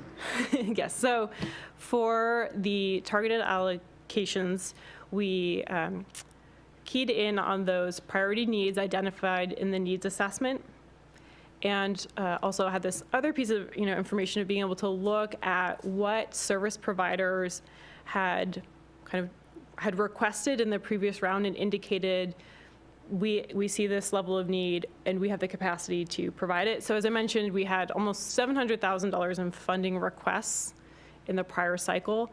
And so some of that was for things like housing and homelessness, economic stability, behavioral health. And so we're able to kind of comb through the service providers who had applied in the last cycle, also understanding some funding shifts in the region and service providers with increased capacity to estimate where we could really kind of increase investments in those 4 areas. And so you'll notice, so in that pie chart, right, it's not an even split between the 4 categories. And so that's reflective of kind of where there's opportunity to actually make investment in those respective areas to address need.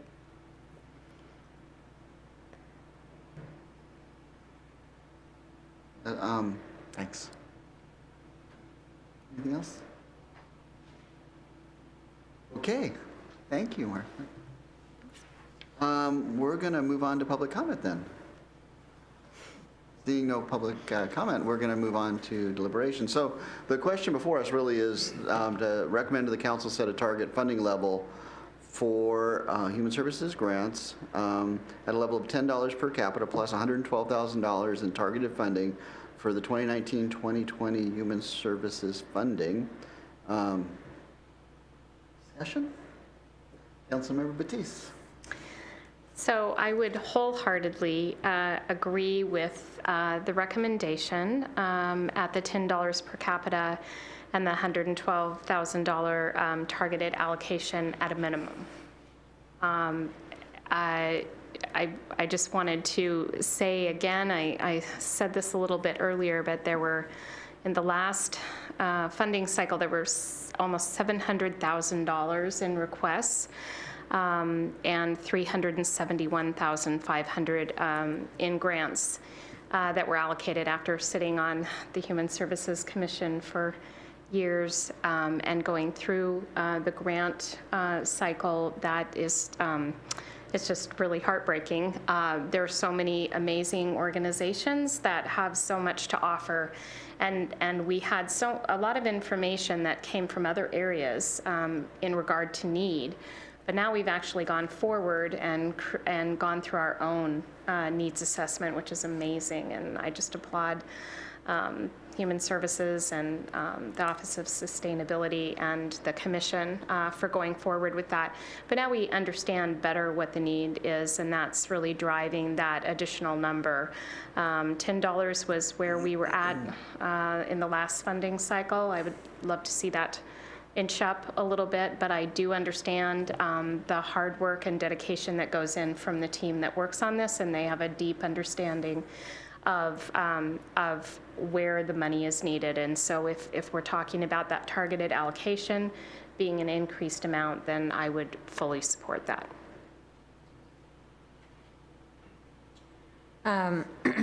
I also support this, and I think that conceptually, it's easier for me to understand if it were to increase to about $13 per capita, which is approximately what this works out to. It's sort of an intermediate per capita, but based on the information provided, it seems that it makes sense to split it into the targeted allocation because that really represents specific needs that have been worked out by the Human Services Commission and by the community. So I am in favor of approaching it that way in the future. I think it would probably make sense to do an assessment of whether this $10 is adequate, $10 per capita, and especially with the needs. And I also appreciated the breakdown of the targeted allocation.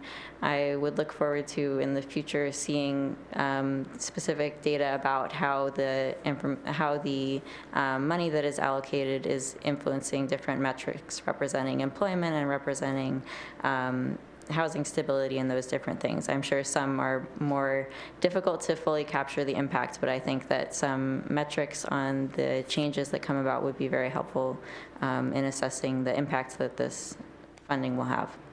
Thanks. I'm going to hate doing this, but I'm going to be the center here. I mean, I look at the total dollars and going from 371 to 495, and that's a 33% increase over last year. And granted, we have needs, but I don't know that we have 33% more needs than we had last year.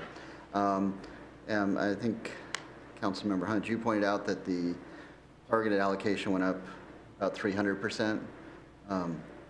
So I have a hard time getting behind that level of escalation in these grants. I mean, we have other human services fundings. I could get behind something a little more linear in terms of the targeted allocation, you know, maybe going to $35,000 or $40,000 instead of the 112, which would be, you know, a 10 to 15% increase instead of a 33% increase.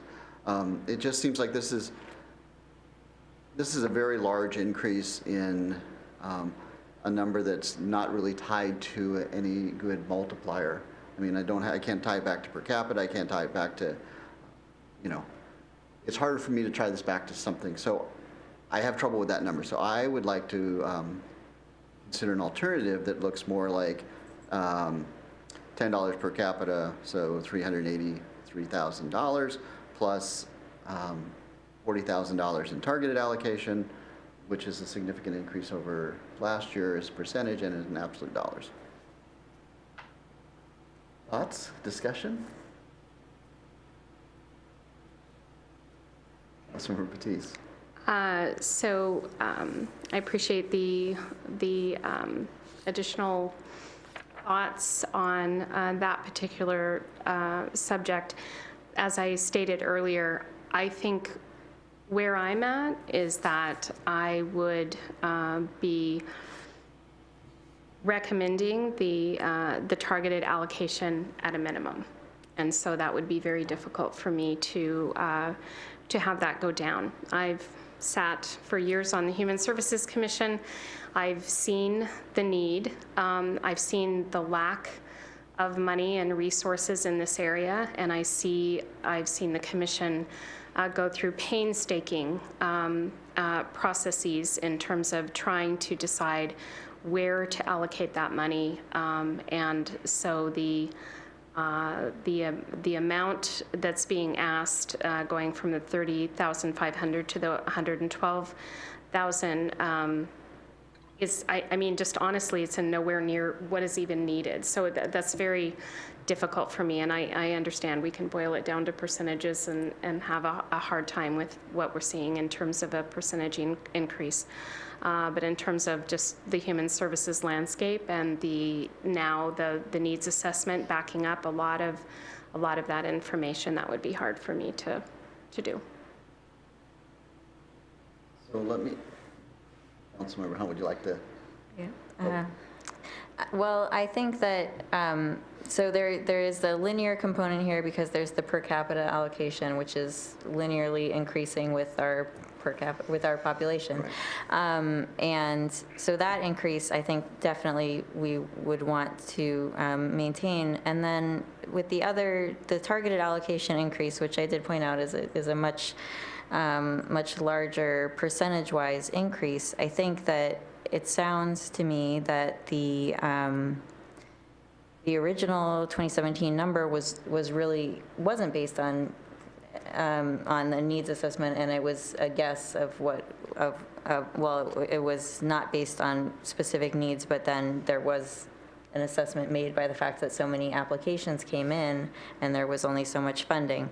And so now it seems to me that we have a better sense of what those needs assessment are, and that this dollar value is reflecting that information that has been processed by the Human Services Commission. So I would be in favor of the option B as is recommended in our packet. Okay, so we're, before us is to recommend to the council a set of target funding level of $10 per capita plus $112,000 in targeted funding for the 2019-2020 Human Services funding. All in favor? Could you, could you restate that? Yes, thanks. Thank you. We're going to recommend to the council to set the target funding level of $10 per capita plus $112,000 in targeted funding for the 2019-2020 Human Services funding. Yeah, I Grants. request a clarification. Sure. So with the 10, there's also a number that's quoted as $383,000. Yes. Is that, and that is approximately per capita, but are we approving a per capita based on a population, or are we approving this number here? Which would you rather? I think it's probably less, it's probably more straightforward to approve the value. All right, let me restate the motion then. So we're going to recommend to council set a target funding level of $383,000 based on a $10 per capita estimate, plus $112,000 in targeted funding for a total target of $495,000 for funding for the 2019-2020 Human Services grant funding. In favor? Aye. Aye. Nay. So 3-2, we're going to refer that back to council. I'm thinking we'll put it on regular business for February 20. Okay. 2-1. Hunt and Batiste, yay. Ray, no. All right, excellent. Thank you. Thanks, Martha. All right, moving on. Police staffing resources. Agenda Bill 7552.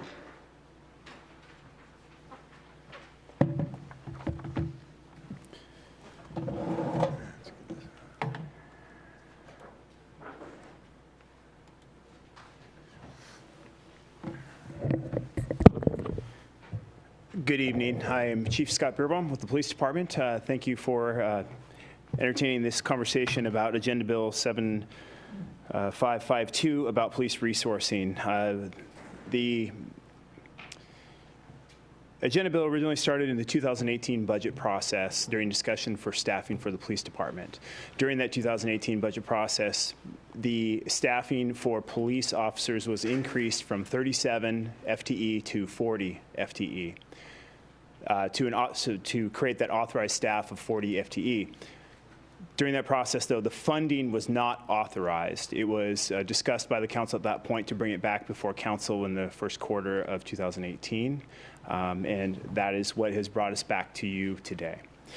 So today I have a presentation to talk a little bit about the goals and objectives and the outcomes that are expected from adding, for funding those 3 positions that we are requesting. Next one. So the intent of adding the 3 positions or funding the 3 positions for the police department are really to accomplish 3 objectives. The first one is to maintain our current level of service of response to calls for service associated within our growth for our community. And what that means is that from how many calls a officer responds to. So in general, an officer will respond to a call for service related to from everything from a domestic violence situation to a collision to a theft report to anything that someone would call the police for.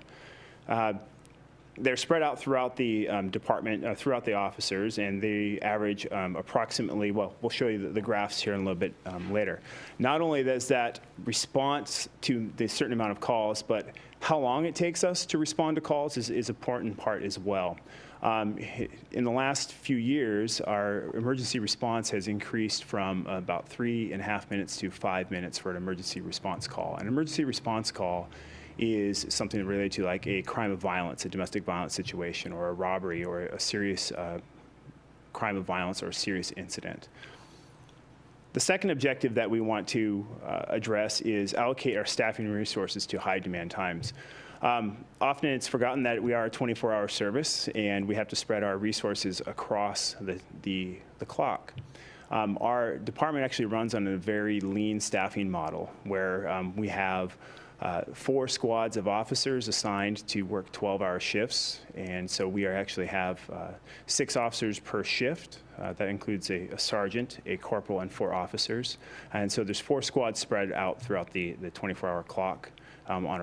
The last objective is to redistribute our workload to create capacity for preventative, data-driven policing and directed patrol. And what I mean by that is there's been a request to address some increased traffic enforcement, but it also gives us the ability to create some capacity for our patrol officers to address other issues within our community, from everything from vehicle prowls, burglaries, or just connecting with our community as well. So how we're going to get to having these objectives is the implementation of 2 traffic officers to really address that traffic enforcement request and traffic collisions during our peak workload. The majority of our calls for service actually occur from about 9 a.m. till 9 p.m. During the day. Close to 70% of our calls for service happens during that time frame. As a result, our officers are responding to calls for service, and so they're not able to necessarily focus their efforts on proactive policing, such as traffic enforcement. The additional operational action is implementation of another patrol officer during that same peak workload as well. This is a diagram of our organizational chart for our department. In our numbers that we're talking about, the 40, this is what would be is after we have completed the 40 FTEs. We've hired them, brought them on board. The new additions are highlighted in the lower left of the graphic. In particular, the traffic group would become from 1 current traffic officer, where we're staffed right now, to 3 traffic officers, and then also the addition of a station officer. We have a significant amount of our calls for service are walk-in calls for service that are actually at the police station across the street. When those happen, our officers are having to come out of their patrol districts, out of the neighborhoods as well, to address that call for service. There's a response time to get in, and then also report back out to their patrol district. So by applying these resources to these positions, they answer a couple of those objectives of putting our resources in during those peak workloads. The traffic positions would work during more of the commute hours and during the daytime hours, and we'd spread them out throughout the week, and that the station officer would also be more centric around the station through those business hours when people are walking into the lobby. In order to accomplish our objectives, I wanted to kind of bring you up to speed on our staffing implementation. So if we were going to resource or fund these positions, this kind of gives you a graphic and a timeline of what we are looking at for getting them on board and fully operational. Where we currently are in the first quarter of 2018 is right now we have operational sworn staff. That includes myself, my command staff, of which I did actually not introduce this evening. They're here as well. Our 3 commanders, Commander Chris Wilson, Commander Paula Schwann, and Commander Bob Porter. They're here also as part of this to be in support of this. So tonight, The 31 in Q1 2018 includes our command staff as well. So on the street, kind of shown by the previous graphic, we have about 24 people assigned to patrol, the uniforms that you see on the street on a daily basis, spread again out throughout that 24-hour clock, 7 days a week.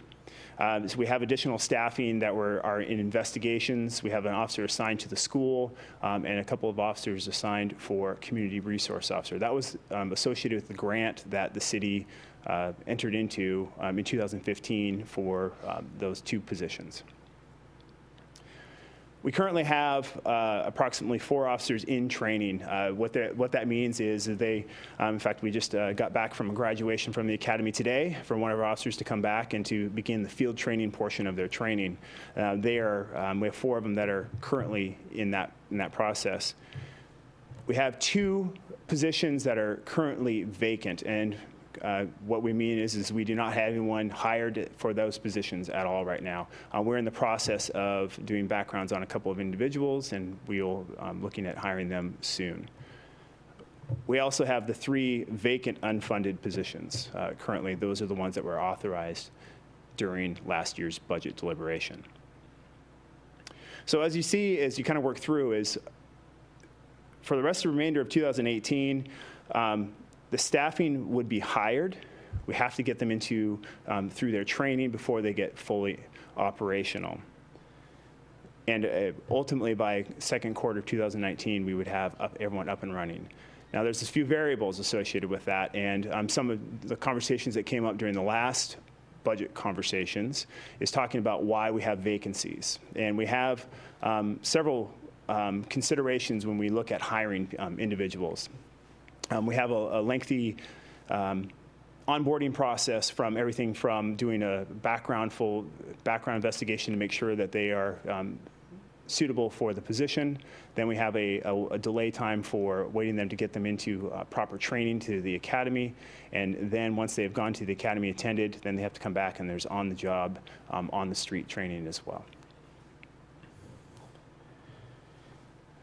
Some of the factors that we also talked about during the budget process were injuries that we've had with officers. So if someone gets injured, then they're no longer operational on the street, and so they might have to be on light duty, or they would be off the job for a while. We also have, there is an overlap, or there is not much of an overlap from when someone goes to retire. We may only get a 3 to 6 month notification that someone might be retiring, and yet it's about a 12 to 13 month onboarding process to get somebody operational. So, but we might get a 6 month notification that somebody might be leaving us, and that means we're already 7 months behind.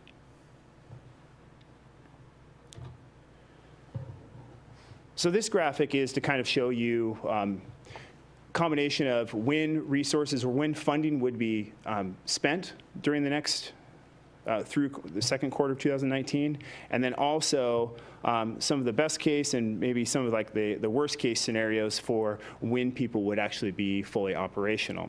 So we'll talk about the top half of the graph with the blue bars. We have a series of one-time costs, and then we have the ongoing costs. The one-time costs are mostly associated with like uniforms, equipments, vehicles. And also some of the background investigations to get somebody prepared before we hire them. Those, we're going to start off more, we're starting to ramp up towards the background investigation costs right now in the first quarter, and then by second quarter is when the salary and benefits pieces would be kicking in if this was authorized. That is part of the ask of the funding for the salaries would be then authorized or implemented on April 1st of 2018. Additionally, as we get through we have training costs associated with the academy costs, and then the vehicles, of course, would be purchased while these officers would be getting trained. If you look down on the lower half of this training timeline, you'll see a difference between if we could hire a lateral officer. Now, a lateral officer is an experienced officer who has already been fully operational and trained in another police organization. It could be within this state or within another state. Those individuals are harder to come by because right now across the state there actually is an increase of hiring for police officers for a lot of police agencies. So if we are able to locate lateral police officers, we would be able to bring them on board about third quarter of 2018. Be able to do their background process and get them on the job training. Now, if we have to hire entry-level, now entry-level officer is an officer or an individual who has never had experience in policing before. They have an interest and they have to start somewhere. So those individuals would be brought on board. Right now, what we're looking at is a starting time for the police academy in August. That is the earliest slots that are available currently. As of, again, statewide, there's been an interest in hiring entry-level officers. And part of the reason there's a delay is also because of funding at the state level is not enough for enough classes for the amount of officers that are being brought forward right now. So that's another issue. We would bring somebody on board, though, earlier than August, mostly because it is a competitive market. And if we are going to look at hiring a good quality employee, we want to be able to bring them on board and hopefully not have them stolen by another police agency. And right now it is a very competitive market and officers are looking to get hired. People want to get into this profession. And so once we find them, we want to retain them. So we'd want to hire them as soon as possible. We can bring them on board, we can do some internal training and preparation prior to the academy, but it still doesn't quite shorten that timeline for getting them fully operational by the second quarter of 2019.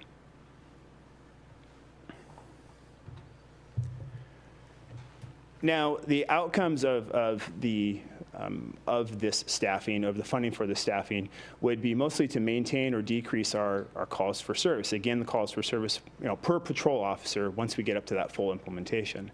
Again, the calls for service are, the calls that we talked about earlier. We want to also increase our resources available during those high demand times. Again, 9 a.m. to 9 p.m. is about 70% of our calls for service.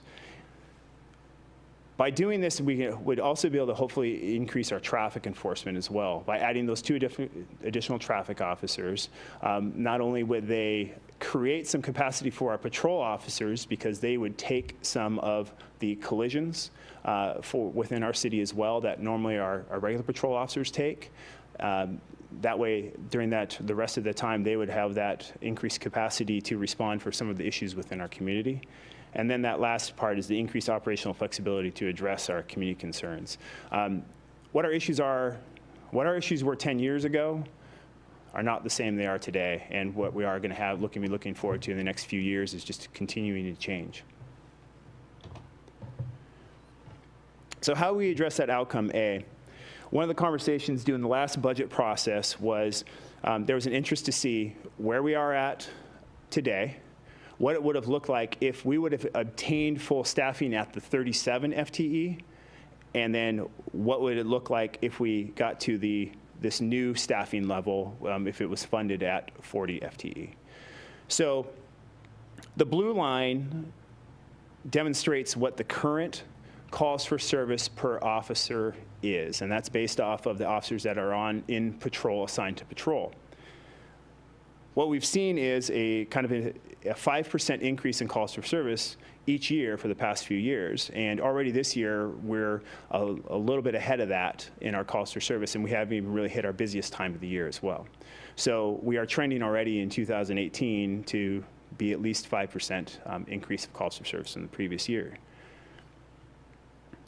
The orange line would be as if we had the full staffing right now at 37. So going back to, again, the earlier graphic of saying that we had 4 officers in training, if everyone was up and running, fully operational, and everyone was in their assigned positions, what we would see is a slight decrease in that increase. We'd be seeing an approximately 100 calls for service per officer drop in responses. So in 2018, if we were able to get up to the full 40, we would see that drop of about 150 calls for service per officer. If we get into 2019, we're actually seeing approximately I would say approximately a maintenance of calls for service per officer. So by doing this with the implementation of timeline at the kind of that worst case scenario, we should be maintaining that level of service for those calls for service. At the same time, again, this graphic is referencing our calls for service and kind of when those busy times of the day are. By having those 2 traffic officers applied during kind of the main commuting hours and during the daytime hours, they're going to be taking some of that workload away from our patrol officers. They're going to help increase that capacity.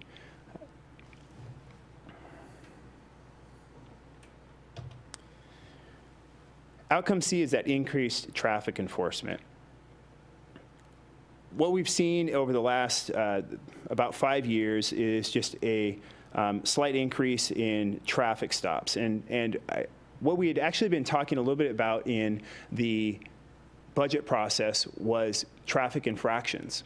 So when we're out on the street and you see someone, when you're driving down the road and you see someone, you see the lights and someone's pulled over, that does not always equate to a traffic infraction. It does not mean someone's getting a ticket that day. What that means is the officers probably identified something that the individual has done, some sort of traffic violation. They've pulled them over, and how we do traffic enforcement, it could be from everything from presence, right? So, I mean, I think every one of us has seen those red and blue lights flash, and your foot comes off the gas, even if you're not speeding. So it has a good effect. That has that presence piece. Then when we pull somebody over, there's opportunity to do education. Sometimes we pull somebody over because there's lights missing on, their brake lights aren't working, or their tail light isn't working, or their turn signals aren't working, or they just didn't even turn it on. Sometimes that's just an education piece of saying, did you know that this was broken? And so we can get that. So we don't necessarily issue a ticket at every traffic stop. And sometimes it does come to the point where we do issue a ticket. And our intent is to change behavior, right? So traffic enforcement is there to change behavior. So by us being present, we are changing people's behaviors. By us giving warnings sometimes, or an opportunity to fix the problem, we are changing someone's behaviors. And then sometimes, yes, we do write tickets, and we do get behaviors to change that way as well. So by looking at adding these additional, funding these additional positions, what we'd be looking at is approximately a 30% increase of traffic stops. So that's increased presence, increased education, and most likely increased enforcement. Now, outcome D is that increased operational flexibility. By, again, applying these positions in the manner that we're talking about, it's redistributing workload. We're trying to create opportunities. If our officers are not having to drive into the station to respond to a call and they can stay out in their districts, they can stay, that's creating some more capacity. We are creating more opportunities to be in our neighborhoods to prevent crimes. We're creating more opportunities to work on traffic enforcement as well. Now we'll come to the expenditures. The graph showed when we would be looking at doing these expenditures. Now, I want to point out, during the budget process, the council authorized the 3 positions for FTEs. They did not authorize the funding for salary and benefits. During that budget process, the costs of the one-time expenditures, the equipment, the uniforms, some of the background testing, the vehicles, and the training were earmarked in the budget and are actually in 2018 budget right now. So they're still there. They're earmarked. They're not going to be spent until authorized by council. Now, the annual expenditures or the ongoing costs would be the salary and benefits. The one piece that we haven't talked about yet is down near the bottom of this is a way to approach the increased traffic enforcement would be an option of utilizing kind of the expedited enforcement because of that timeline of getting people on board and getting them to the end. What we could look at is authorizing additional funding for overtime for our Issaquah police officers to come in and do additional shifts for traffic enforcement. Partnered that with utilizing an outside agency for contracting for traffic enforcement. Essentially, utilizing Washington State Patrol to fund additional overtime positions for their troopers to come in on very targeted locations to do traffic enforcement. But again, we would default to utilizing overtime of our officers for that first. So with that, it would be the total request would be, in the original outline, would be $585,000. The new additional cost that would be added to the budget in a budget amendment, if this was authorized, would be the $263,000 for the salary and benefits. And then the expedited enforcement would be another option. With that, I'll turn it over to questions. Questions?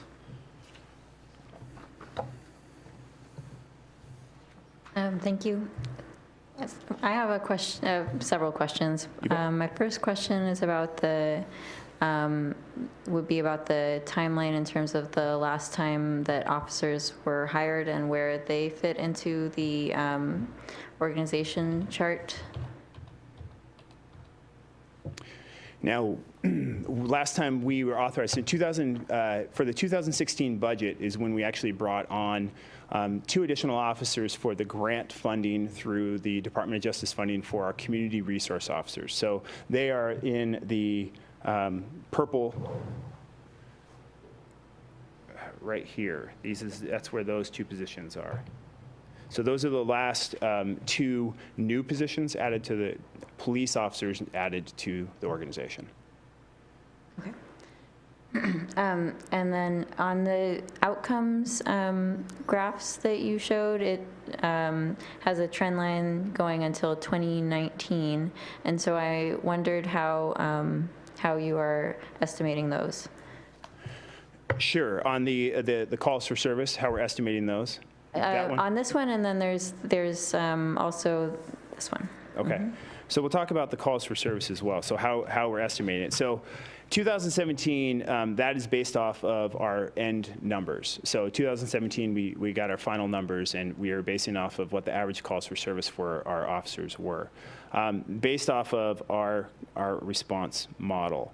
2018 and 19 are based off of the 5% increase of calls for service assumption. So additional 5% increase from 2017 to 2018, and then again in 19. And that's based off of some of our growth from our community and surrounding communities as well, bringing in, response or calls for service. Sorry, maybe I missed it. So how does the trend line continue out to 2019 then? Well, so we went to 2019, trying to say, the reason why we chose to 2019 is because that is in correlation with our implementation of when we would be getting people fully online and operational. So the reason why we went to 2019 and didn't try and estimate out into further is we're looking at the second quarter of 2019 of having officers working independently. So why we provided 2019 is we'd be able to show that if we can't maintain on the current trend of if the blue line would be, if we stayed at the 37 funded, this is kind of where we'd be looking at for our calls for service. And if we were authorized, then the gray line would be where our calls for service would be starting 18 and 19. Again, just basing it off of bringing in those 3 or funding those 3 additional positions if we brought them online in the current timeline that we are looking at. Okay, thank you. I have one other question on the vacancies. So there was a table that you showed, and it had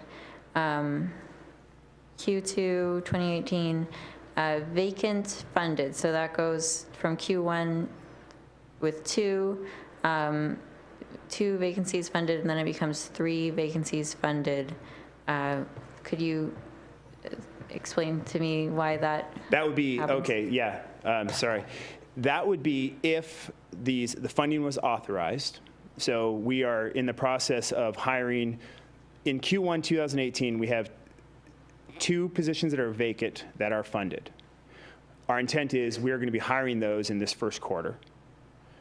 The 3 vacancies in Q2 2018 are if the funding is authorized, then we would have those funded at that time. So we would then be in process of hiring those immediately. So basically, this is showing if authorized, if the funding is authorized, then April 1st, the funding would be there, we could hire, and we assume that we could hire shortly thereafter. The intent would be to hire those and fill those vacancies as soon as possible. Okay. But are there currently vacancies in the? We have 2 vacancies currently within our 37 funded positions.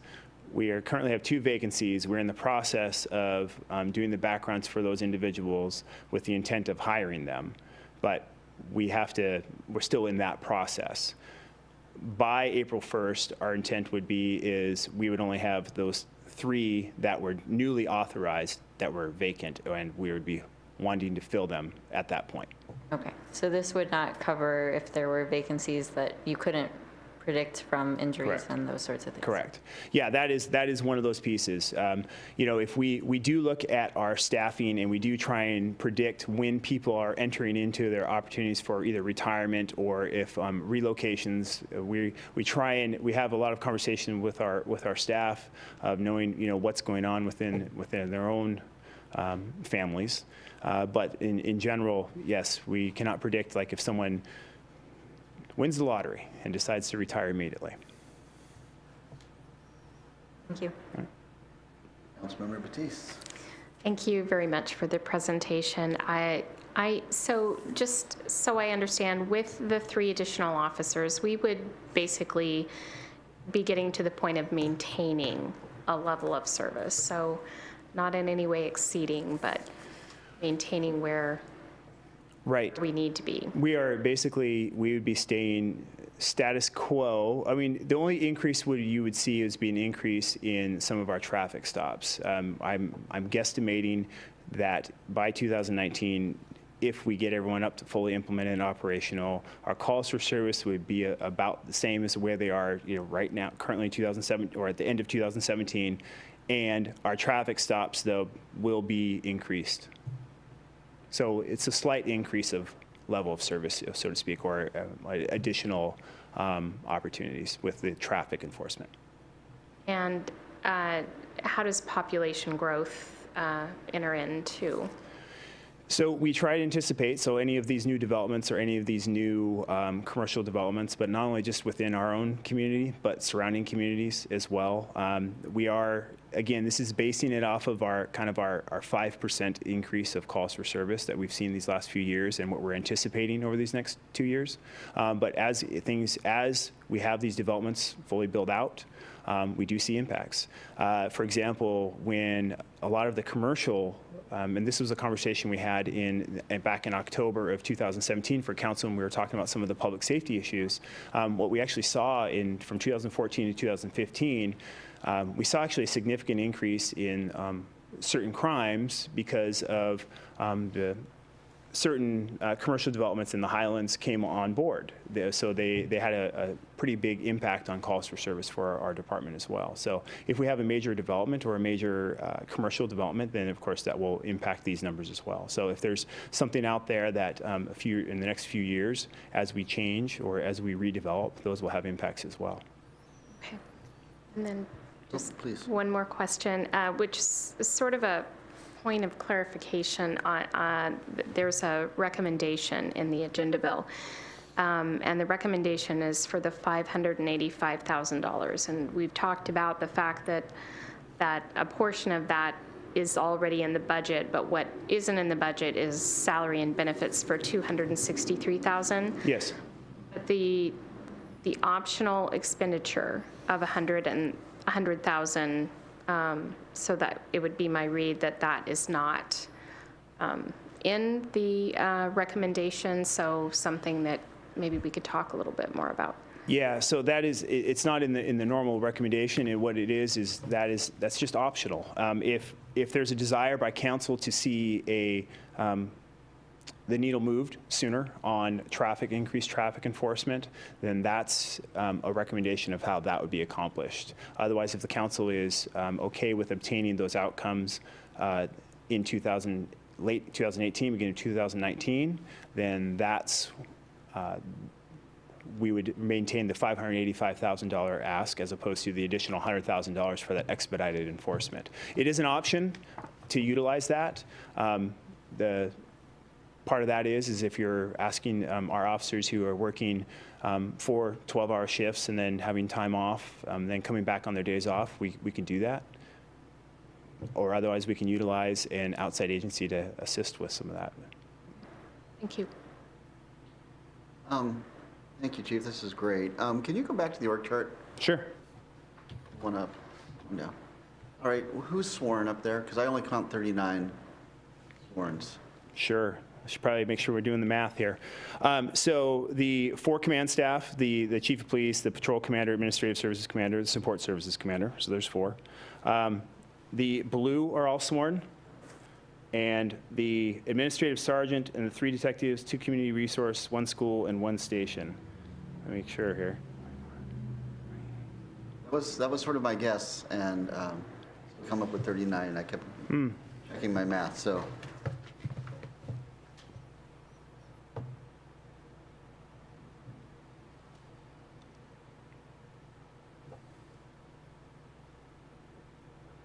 So someone has taken leave without approval. True. It's one of those vacancies. That would be an individual that would be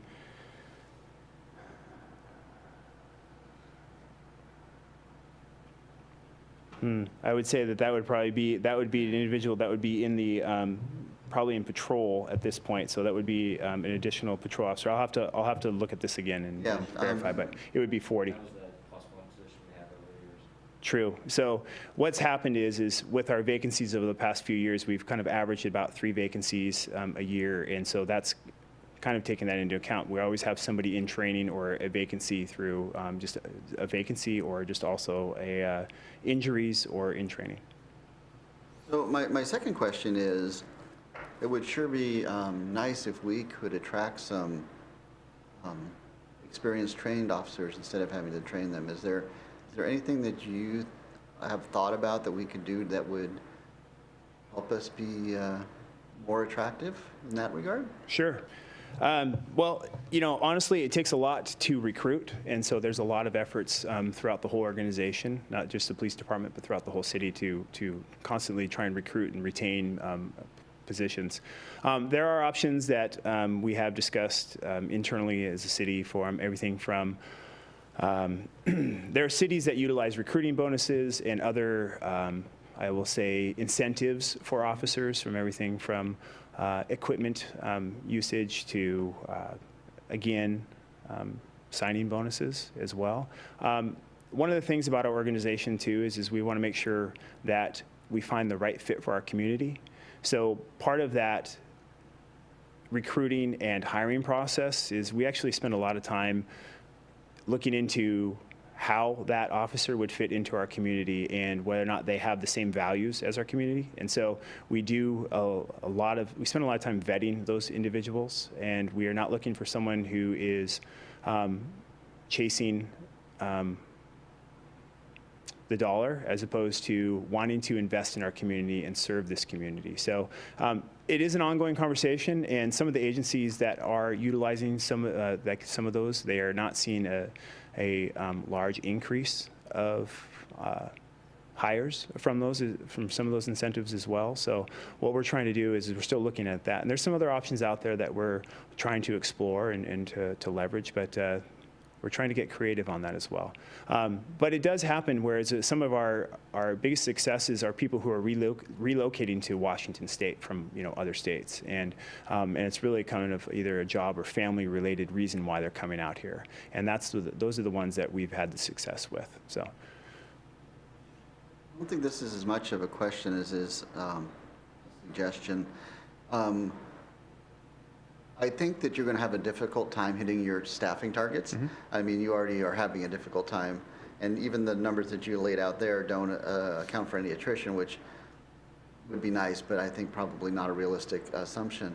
So I guess what I'd like to see is when we look at our staffing is to look at the horizon and be more proactive and start doing some forecasting so that we can start to get ahead of ramping up the staffing before, I mean, you guys get this, But before, we're like, wow, we're down 2 and we want to grow 3, so we're net 5. And then you start to get, that's a fairly significant percentage increase in your total staffing level. So Right. the way to get ahead of that and start thinking more proactively about, all right, how do we start today thinking about staffing we're going to need in 2020?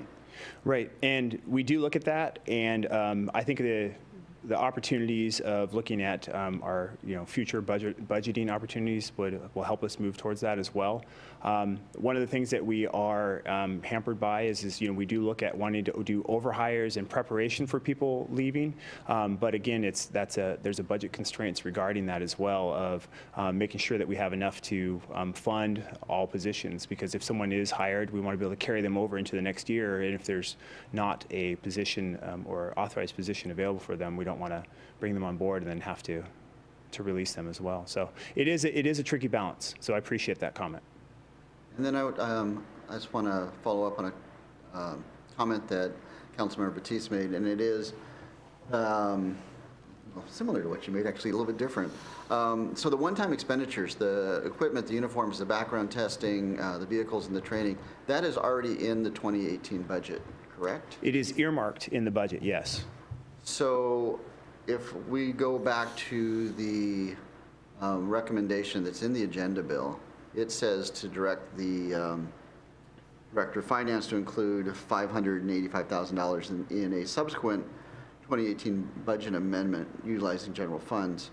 That seems like maybe that's double counting that money. Yeah, the intent would be to authorize the salary and benefits, and then we would then be able to utilize those earmarked funds as well. So the next budget amendment would then true that up.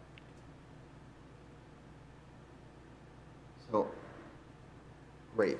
Thank you. Thank you, Chief. Councilmember Batiste, another question? No Sure. All right. question. Thank you. We'll move on to public comment. Anyone in the public who'd like to comment on the Agenda Bill 7552, Police Staffing Resources? Seeing none, we'll move on to discussion. Councilmember Batiste. So thank you again for the presentation. I am fully in support of going forward with the 3 additional positions. We talked about this at the end of last year. This was something that I was intent that I wanted to see come forward early in the year, because there were a lot of different questions, and some of them surrounding traffic and just additional information. To me, when I'm looking through all of the information in the presentation, I think that those questions have been answered as far as I'm concerned. And just, it's incredibly important to me that we have our police department staffed where it needs to be staffed to at least be maintaining the level of service that we should be maintaining. As we move forward, I might be asking questions about, should we just be maintaining, or should we be looking beyond that? And even some of the questions that Councilmember Ray brought up in terms of incentives or suggestions in terms of future staffing and that kind of thing that might be helpful. I think that would be great to talk about. But I'm happy, very happy that this has come forward early in the year. That was a very tough, I guess, vote back at the end of the year, but there were some outstanding questions, and so I usually want to get the information that other council members want to hear, but I think that this is a great presentation. I appreciate it. Councilmember Hunt. Thank you for your presentation. I also am in support of authorizing the salary and benefits part of the expenditures, as the other funding for the one-time expenditures has already been earmarked. So I do think that I would adjust the recommendation to make sure that we reflect that some has already been earmarked, and that this is specifically the recommendation to authorize the salary and benefits part. But I think that Issaquah is growing, our population is growing, commercial areas, new developments and new roads, new, I think, increased need for police enforcement. And so I think that it is a logical conclusion to have more police officers when we have increasing population. Thanks. I want to echo the rest of the committee. I think this is well done, and it's time to move forward on this. So the question we have before us is, I'm going to try and state this succinctly, to recommend to the council to authorize funding for 3 positions with salaries and benefits beginning April 1st, 2018, and direct the finance director to include $263,000 in a subsequent 2018 budget amendment utilizing general funds, and to authorize the release of $322,000 earmarked for 3 officer positions from the 2018 budget. So I want to say, what I'm trying to get to is we're asking only for $263,000 in new money to come forward to us, but we want to release the $322,000 that's already been budgeted. Councilmember Batiste. That is what I would think that we should do as well. I was just wondering if I guess I'm just leery of making an error here, and because the administration had already brought it forward as 585, if then we could say 585 and then in parentheses say this, what this equates to. How about we do this? How about we recommend the council authorize the 3 new positions starting in April 1st, and we will direct the chief of police to work with the finance director to come back with the specifics on how to fund that. Does that sound? That sounds great. Let's do that then. All right, Councilmember Batiste, no, please. Just one more question. So in regard to the $100,000 of the expedited enforcement, I just didn't know, is that something that we should discuss separately? Is that something that we could go ahead and vote for the administration's recommendation? Let's do them as 2 separate thoughts. Okay.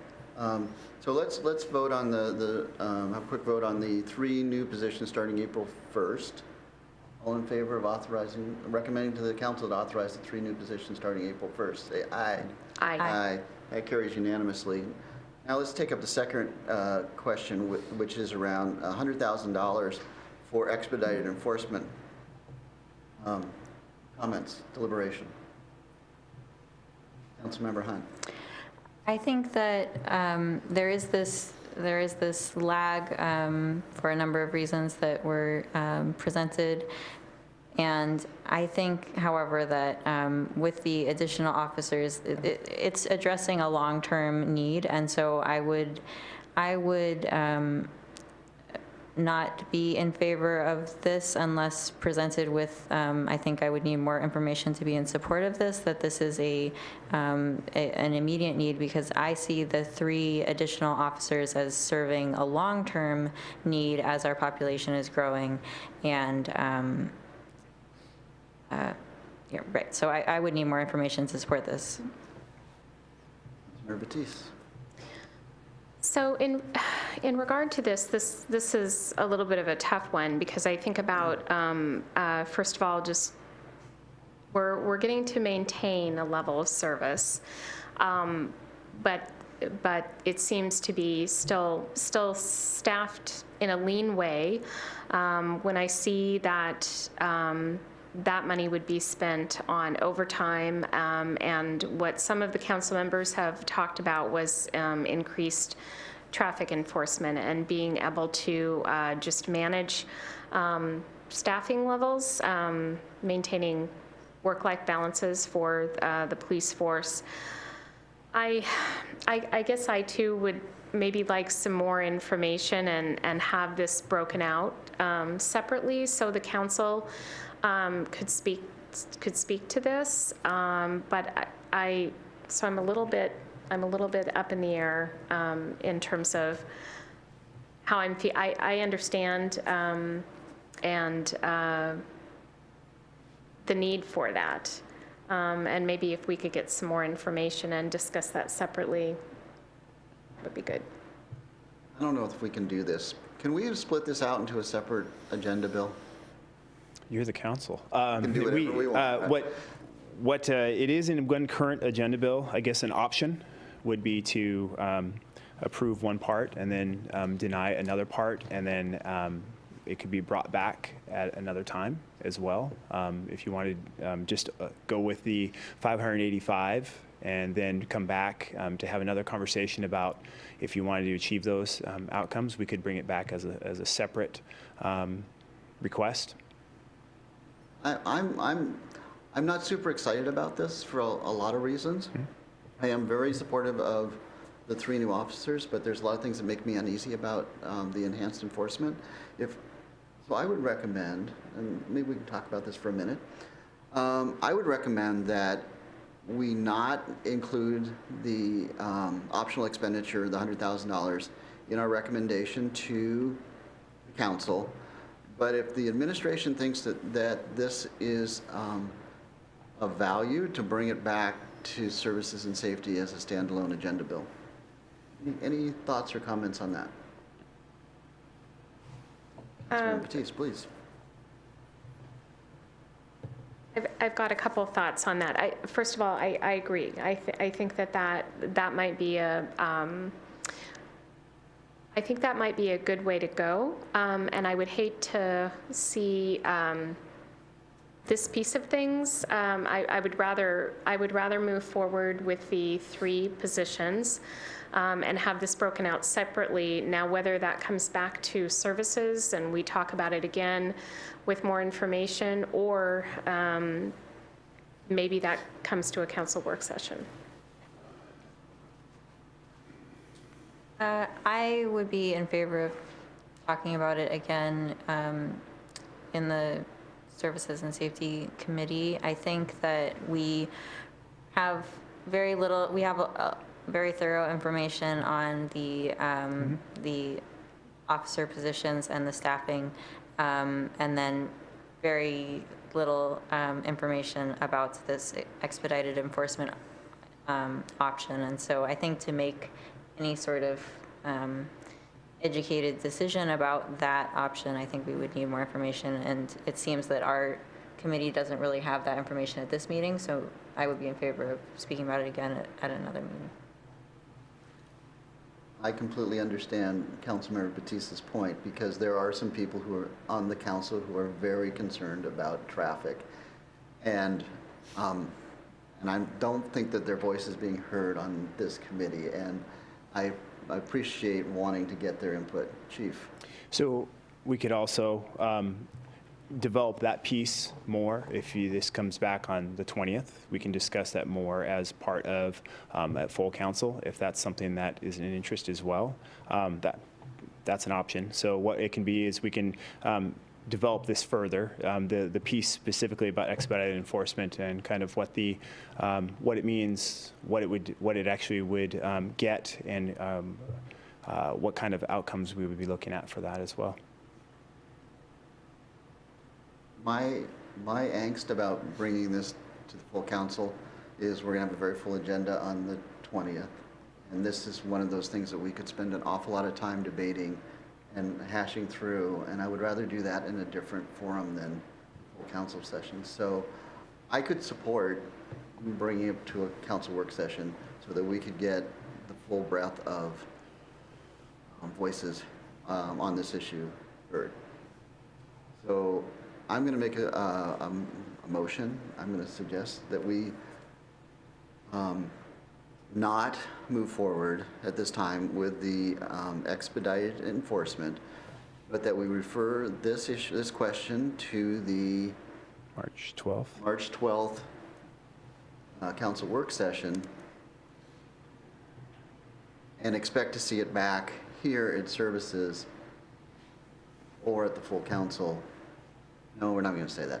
We'll send it to the March 12th council work session for deliberation there. All in favor? Aye. Aye. So just to make clear, you're Thank you. 3-0 to forward the 3 positions, Mhm. and the optional, you're going to go to the March 12th session. That's correct. And we're going to let Chief and our finance director figure out what the language specifically should be on that. Yeah. On that, We'll have it moving updated forward. it'll be updated in the council packet. Great. All right. The next meeting is Services and Safety will be held on March 13th at 6:30 PM here in the council chambers. And we are adjourned.